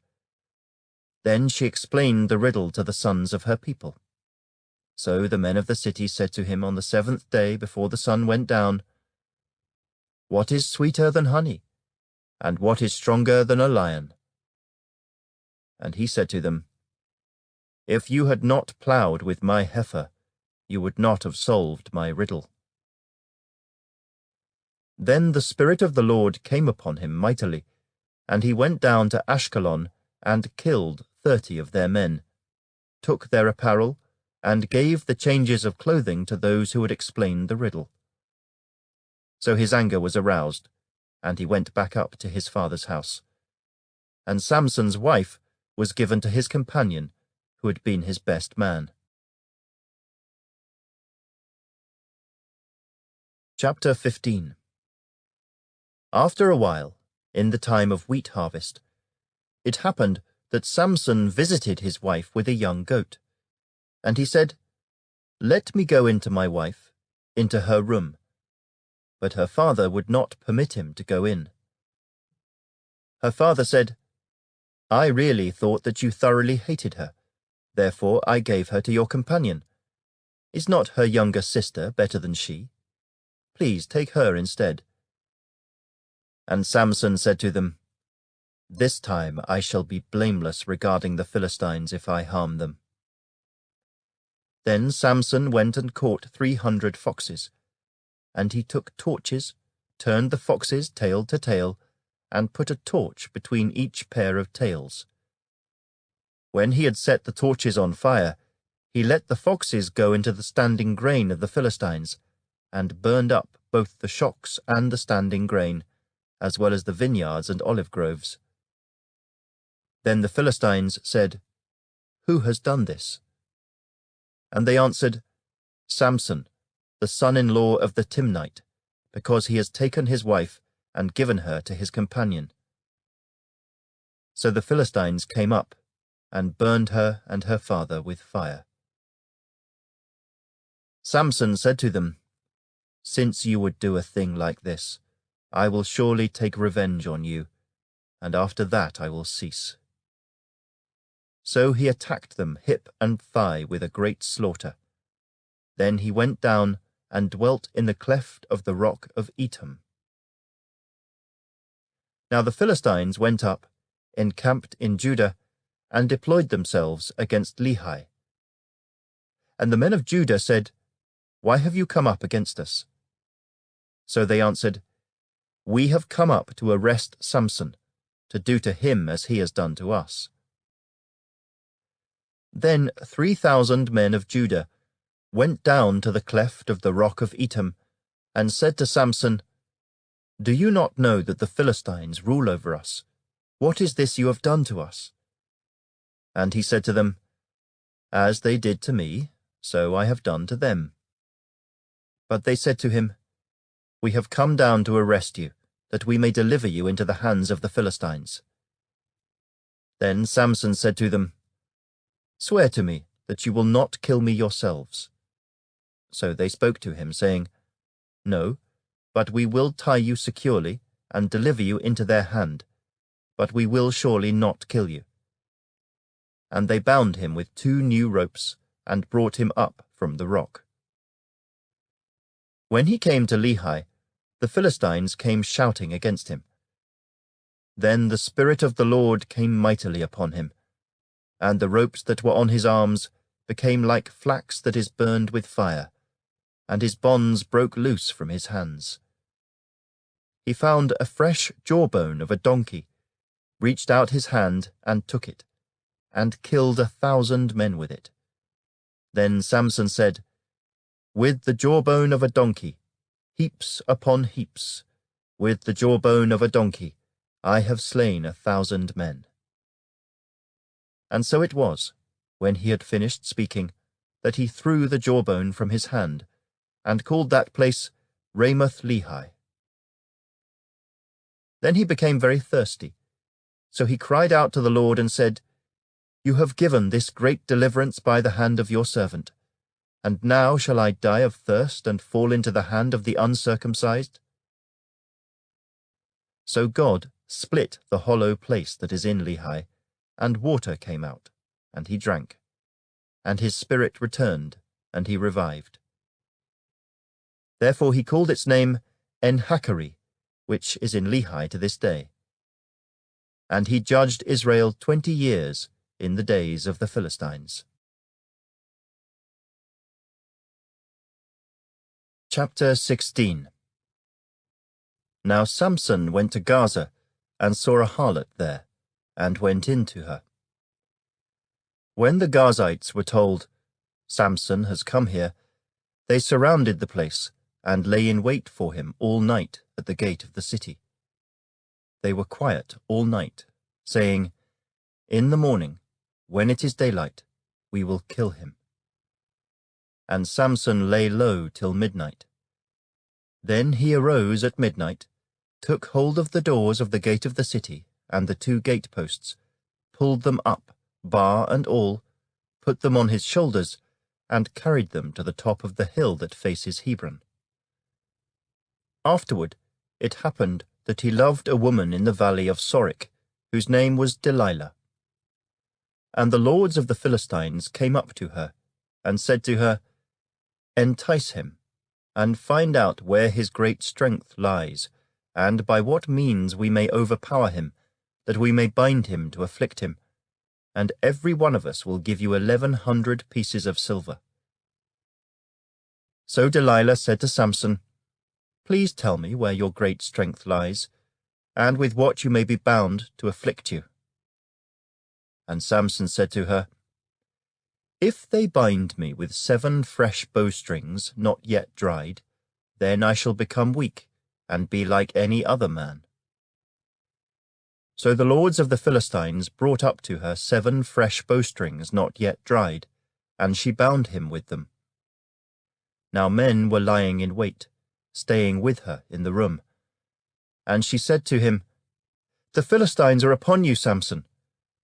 But he broke the bowstrings as a strand of yarn breaks when it touches fire. So the secret of his strength was not known. Then Delilah said to Samson, "Look, you have mocked me and told me lies. Now please tell me what you may be bound with." So he said to her, "If they bind me securely with new ropes that have never been used, then I shall become weak, and be like any other man." Therefore Delilah took new ropes, and bound him with them, and said to him, "The Philistines are upon you, Samson." And men were lying in wait, staying in the room. But he broke them off his arms like a thread. Delilah said to Samson, Until now you have mocked me and told me lies. Tell me what you may be bound with. And he said to her, If you weave the 7 locks of my head into the web of the loom.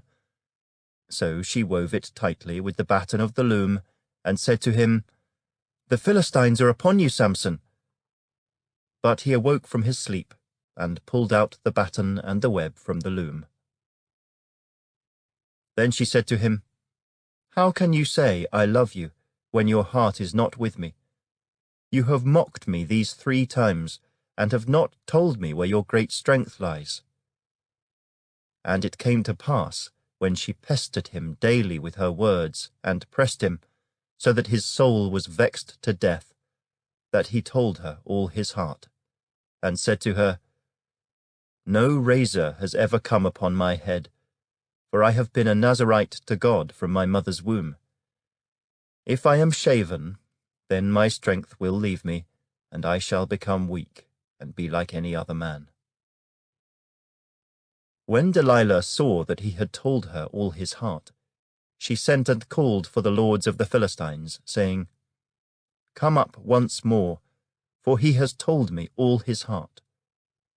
So the lords of the Philistines came up to her, and brought the money in their hand. Then she lulled him to sleep on her knees, and called for a man, and had him shave off the 7 locks of his head.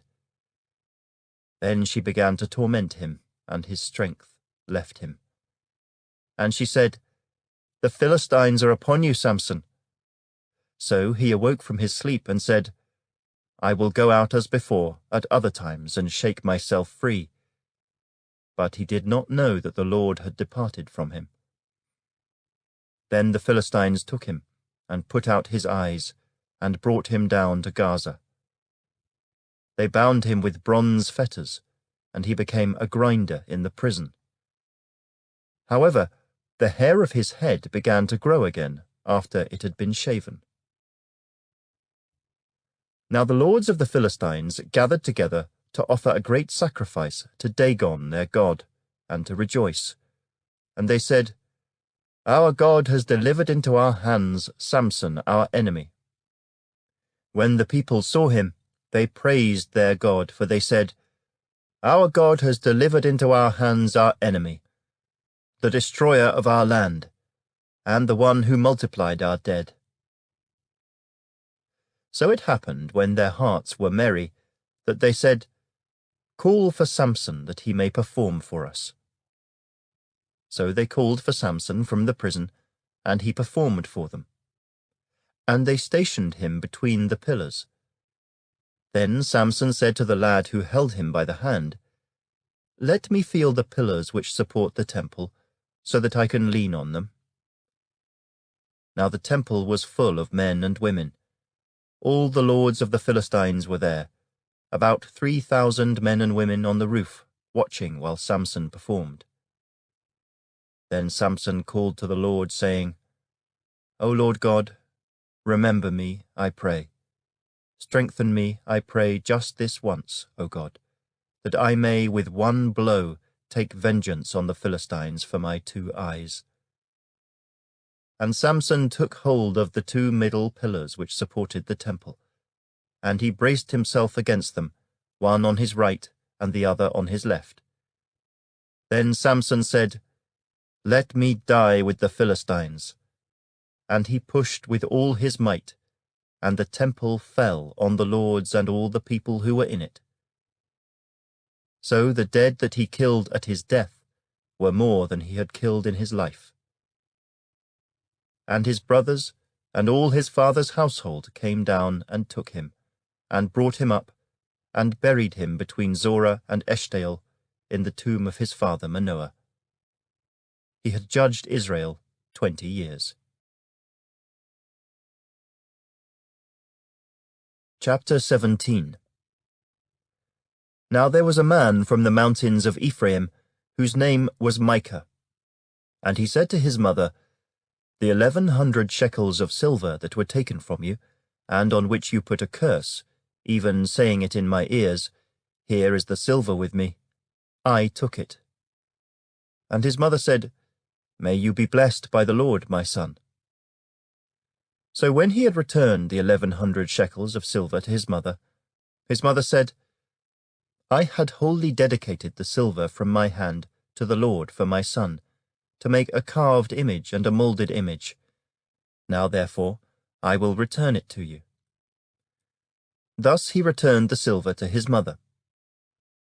Then his mother took 200 shekels of silver and gave them to the silversmith, and he made it into a carved image and a moulded image, and they were in the house of Micah.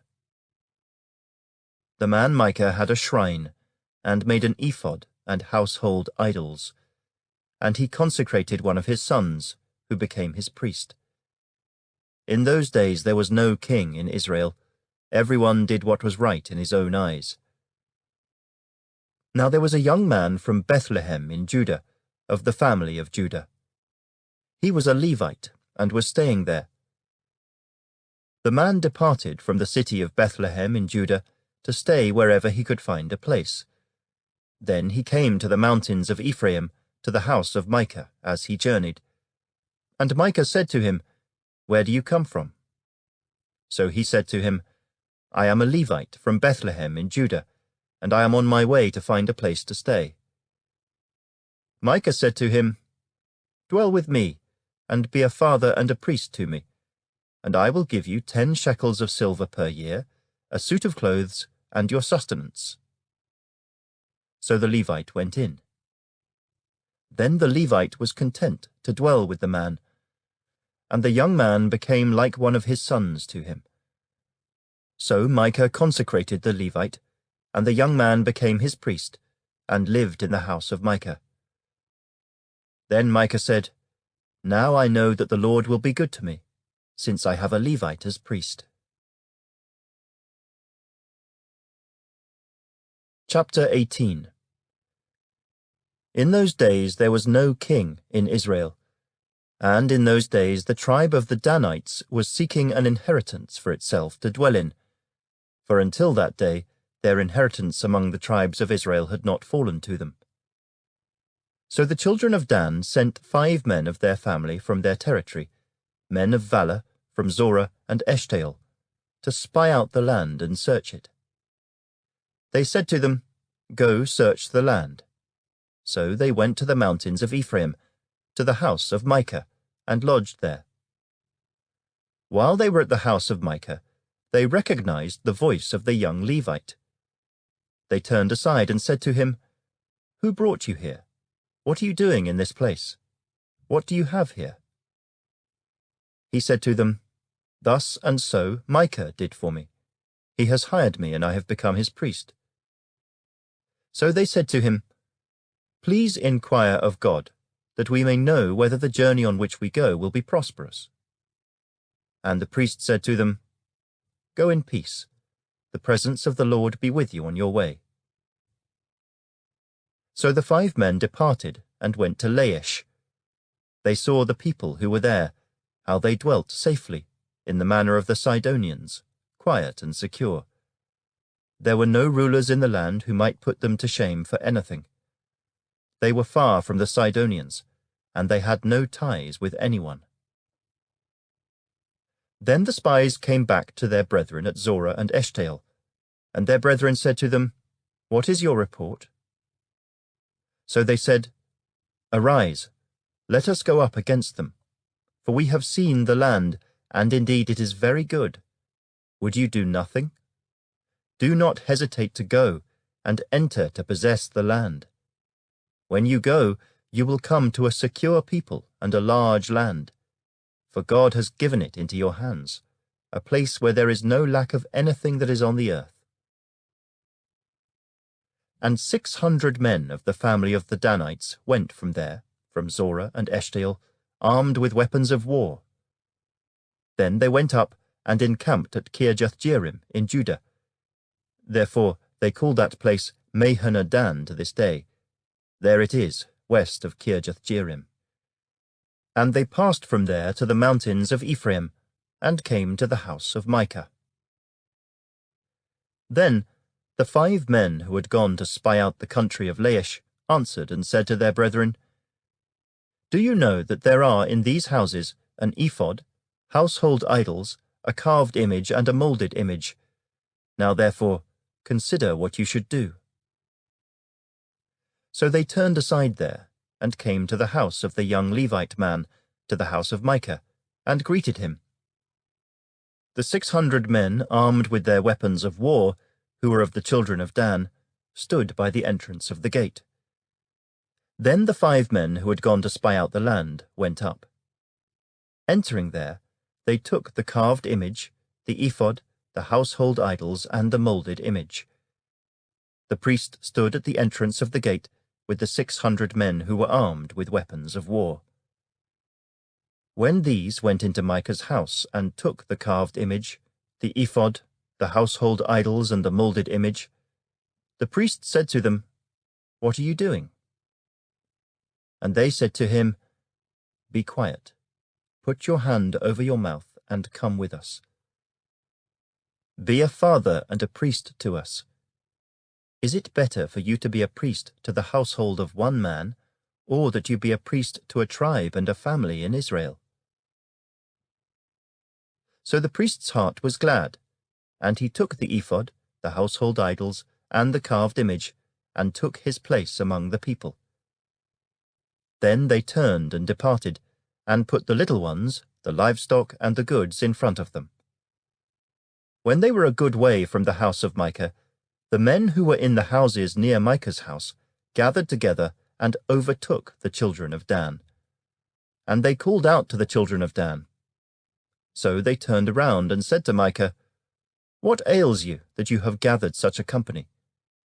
So he said, "You have taken away my gods which I made, and the priest, and you have gone away. Now what more do I have? How can you say to me, 'What ails you?'" And the children of Dan said to him, "Do not let your voice be heard among us, lest angry men fall upon you, and you lose your life with the lives of your household." Then the children of Dan went their way. And when Micah saw that they were too strong for him, he turned and went back to his house. So they took the things Micah had made, and the priest who had belonged to him, and went to Laish, to a people quiet and secure. And they struck them with the edge of the sword and burned the city with fire. There was no deliverer, because it was far from Sidon, and they had no ties with anyone. It was in the valley that belongs to Beth Rehob. So they rebuilt the city and dwelt there. And they called the name of the city Dan, after the name of Dan their father, who was born to Israel. However, the name of the city formerly was Laish. Then the children of Dan set up for themselves the carved image. And Jonathan the son of Gershom the son of Manasseh, and his sons, were priests to the tribe of Dan, until the day of the captivity of the land. So they set up for themselves Micah's carved image which he made, all the time that the house of God was in Shiloh. Chapter 19. And it came to pass in those days, when there was no king in Israel, that there was a certain Levite staying in the remote mountains of Ephraim. He took for himself a concubine from Bethlehem in Judah. But his concubine played the harlot against him, and went away from him to her father's house at Bethlehem in Judah, and was there 4 whole months. Then her husband arose and went after her, to speak kindly to her, and bring her back, having his servant and a couple of donkeys with him. So she brought him into her father's house, and when the father of the young woman saw him, he was glad to meet him.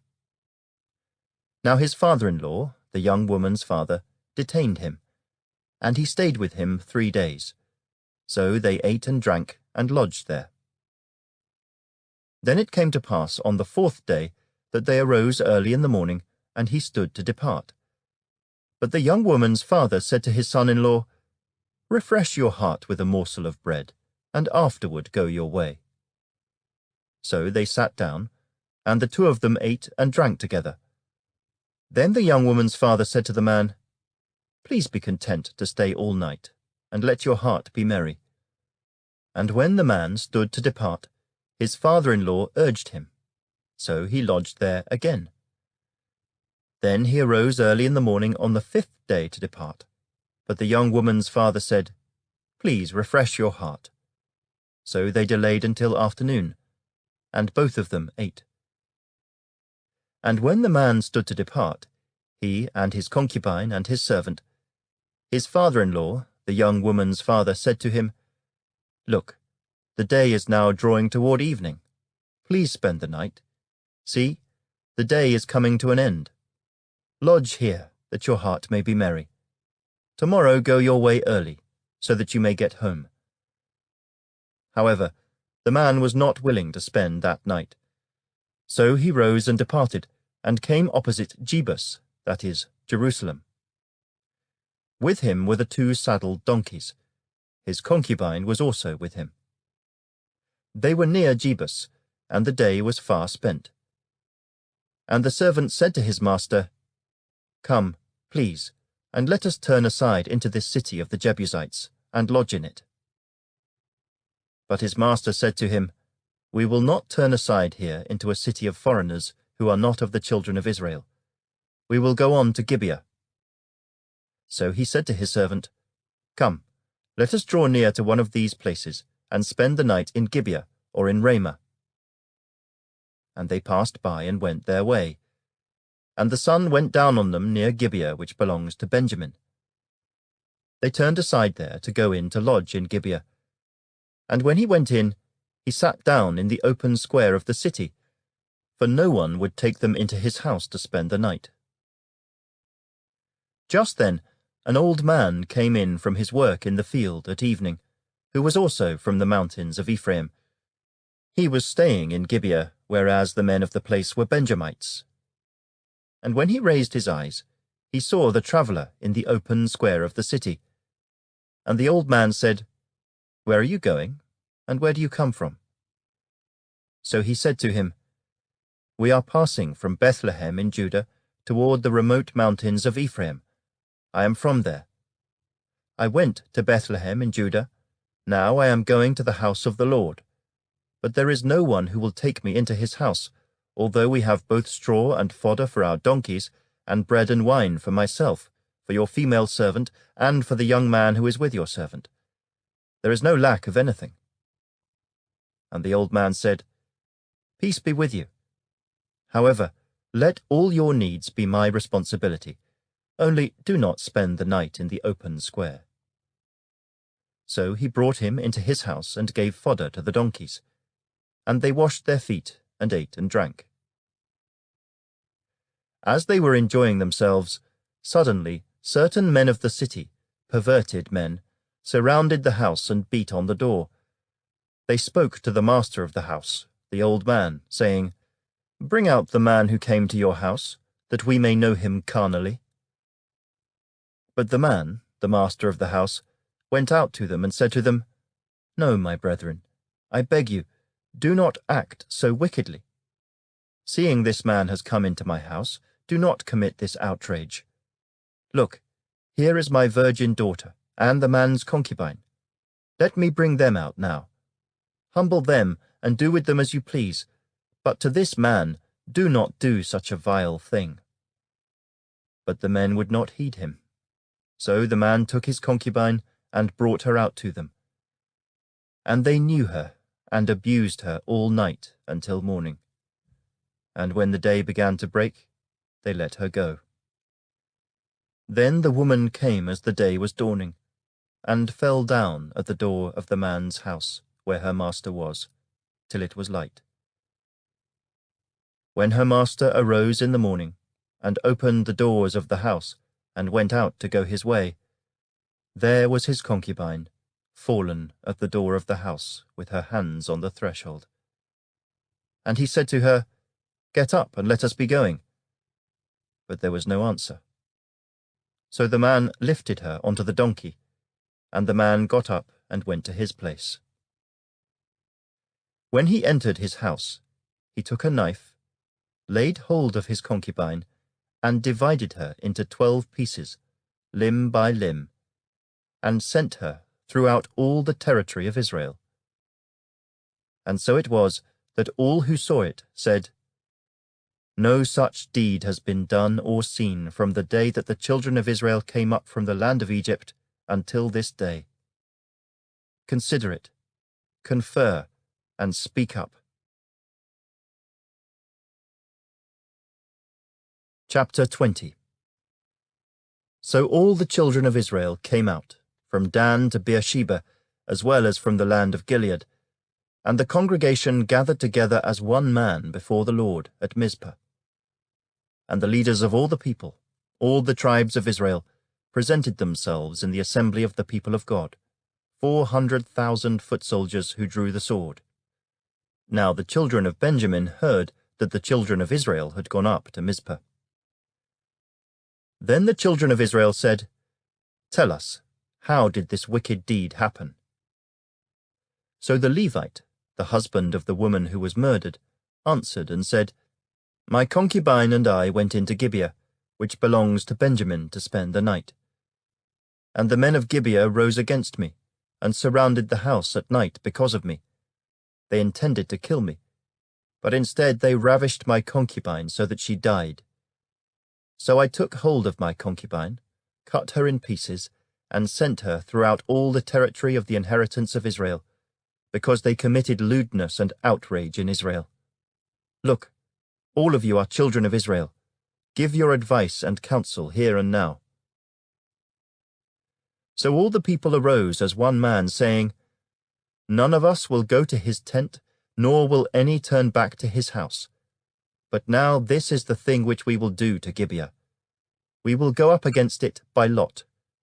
We will take 10 men out of every 100 throughout all the tribes of Israel, 100 out of every 1,000, and 1,000 out of every 10,000, to make provisions for the people, that when they come to Gibeah in Benjamin, they may repay all the vileness that they have done in Israel." So all the men of Israel were gathered against the city, united together as one man. Then the tribes of Israel sent men through all the tribe of Benjamin, saying, "What is this wickedness that has occurred among you? Now therefore deliver up the men, the perverted men who are in Gibeah, that we may put them to death, and remove the evil from Israel." But the children of Benjamin would not listen to the voice of their brethren, the children of Israel.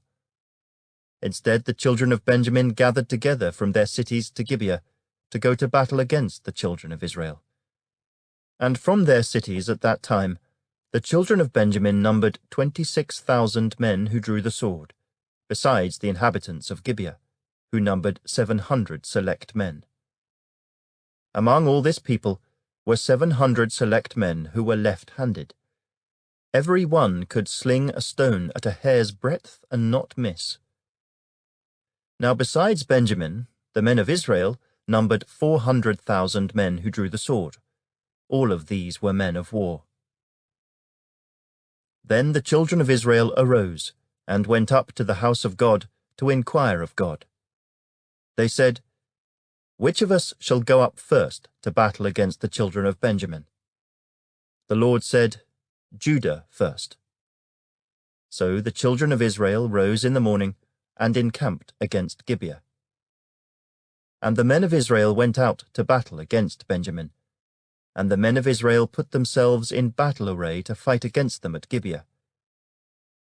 Then the children of Benjamin came out of Gibeah, and on that day cut down to the ground 22,000 men of the Israelites. And the people, that is, the men of Israel, encouraged themselves, and again formed the battle line at the place where they had put themselves in array on the first day. Then the children of Israel went up and wept before the Lord until evening, and asked counsel of the Lord, saying, "Shall I again draw near for battle against the children of my brother Benjamin?" And the Lord said, "Go up against him." So the children of Israel approached the children of Benjamin on the second day.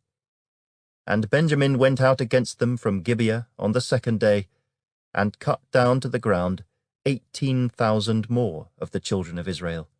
All these drew the sword.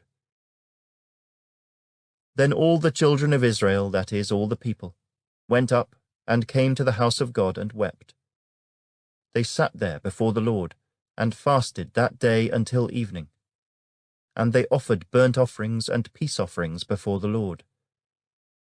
So the children of Israel inquired of the Lord.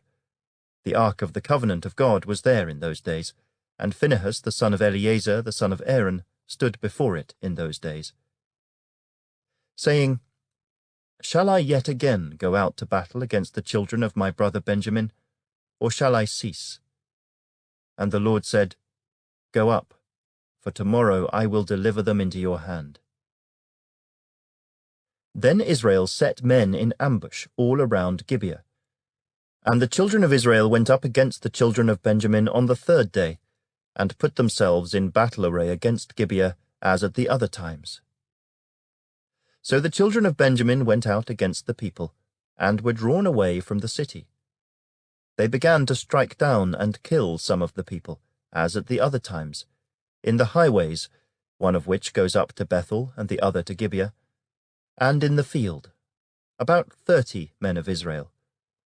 And the children of Benjamin said, They are defeated before us, as at first. But the children of Israel said, Let us flee and draw them away from the city to the highways. So all the men of Israel rose from their place, and put themselves in battle array at Baal Tamar. Then Israel's men in ambush burst forth from their position in the plain of Geba. And 10,000 select men from all Israel came against Gibeah, and the battle was fierce. But the Benjamites did not know that disaster was upon them. The Lord defeated Benjamin before Israel, and the children of Israel destroyed that day 25,100 Benjamites. All these drew the sword. So the children of Benjamin saw that they were defeated. The men of Israel had given ground to the Benjamites, because they relied on the men in ambush whom they had set against Gibeah.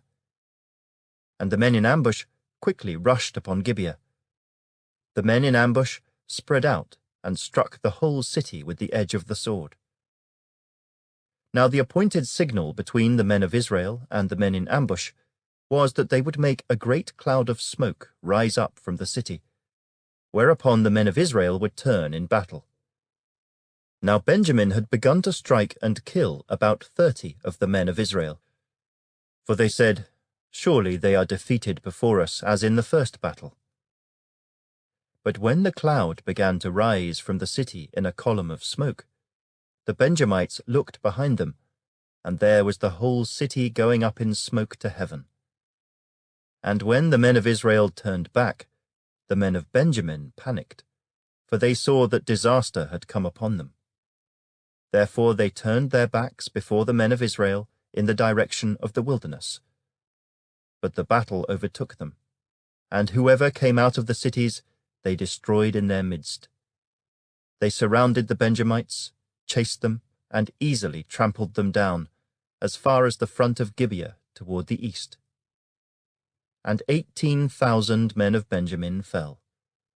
All these were men of valor.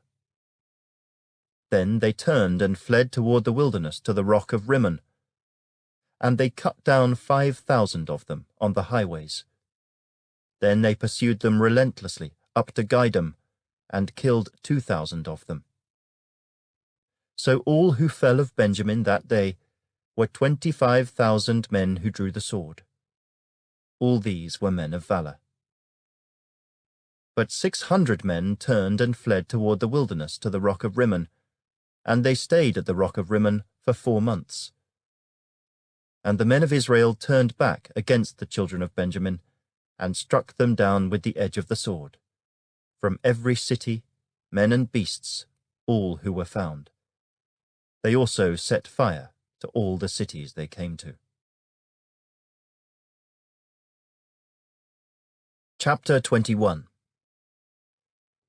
Now the men of Israel had sworn an oath at Mizpah, saying, None of us shall give his daughter to Benjamin as a wife. Then the people came to the house of God, and remained there before God till evening. They lifted up their voices and wept bitterly, and said, O Lord God of Israel, why has this come to pass in Israel, that today there should be one tribe missing in Israel. So it was, on the next morning, that the people rose early and built an altar there, and offered burnt offerings and peace offerings. The children of Israel said, "Who is there among all the tribes of Israel who did not come up with the assembly to the Lord?" For they had made a great oath concerning anyone who had not come up to the Lord at Mizpah, saying, "He shall surely be put to death." And the children of Israel grieved for Benjamin their brother, and said, "One tribe is cut off from Israel today. What shall we do for wives for those who remain, seeing we have sworn by the Lord that we will not give them our daughters as wives?" And they said, "What one is there from the tribes of Israel who did not come up to Mizpah to the Lord?" And, in fact, no one had come up to the camp from Jabesh Gilead to the assembly. For when the people were counted, indeed, not one of the inhabitants of Jabesh Gilead was there. So the congregation sent out there 12,000 of their most valiant men, and commanded them, saying, "Go and strike the inhabitants of Jabesh Gilead with the edge of the sword, including the women and children. And this is the thing that you shall do. You shall utterly destroy every male and every woman who has known a man intimately." So they found among the inhabitants of Jabesh Gilead 400 young virgins who had not known a man intimately, and they brought them to the camp at Shiloh, which is in the land of Canaan. Then the whole congregation sent word to the children of Benjamin, who were at the rock of Rimmon, and announced peace to them. So Benjamin came back at that time, and they gave them the women whom they had saved alive of the women of Jabesh Gilead. And yet they had not found enough for them. And the people grieved for Benjamin, because the Lord had made a void in the tribes of Israel. Then the elders of the congregation said, "What shall we do for wives for those who remain, since the women of Benjamin have been destroyed?" And they said, "There must be an inheritance for the survivors of Benjamin, that a tribe may not be destroyed from Israel. However, we cannot give them wives from our daughters, for the children of Israel have sworn an oath, saying, 'Cursed be the one who gives a wife to Benjamin.'" Then they said, "In fact, there is a yearly feast of the Lord in Shiloh, which is north of Bethel, on the east side of the highway that goes up from Bethel to Shechem, and south of Lebonah." Therefore they instructed the children of Benjamin, saying, "Go, lie in wait in the vineyards, and watch. And just when the daughters of Shiloh come out to perform their dances, then come out from the vineyards, and every man catch a wife for himself from the daughters of Shiloh. Then go to the land of Benjamin. Then it shall be, when their fathers or their brothers come to us to complain, that we will say to them, 'Be kind to them for our sakes, because we did not take a wife for any of them in the war. For it is not as though you have given the women to them at this time, making yourselves guilty of your oath.'" And the children of Benjamin did so. They took enough wives for their number from those who danced, whom they caught. Then they went and returned to their inheritance, and they rebuilt the cities and dwelt in them. So the children of Israel departed from there at that time, every man to his tribe and family. They went out from there, every man to his inheritance. In those days there was no king in Israel. Everyone did what was right in his own eyes.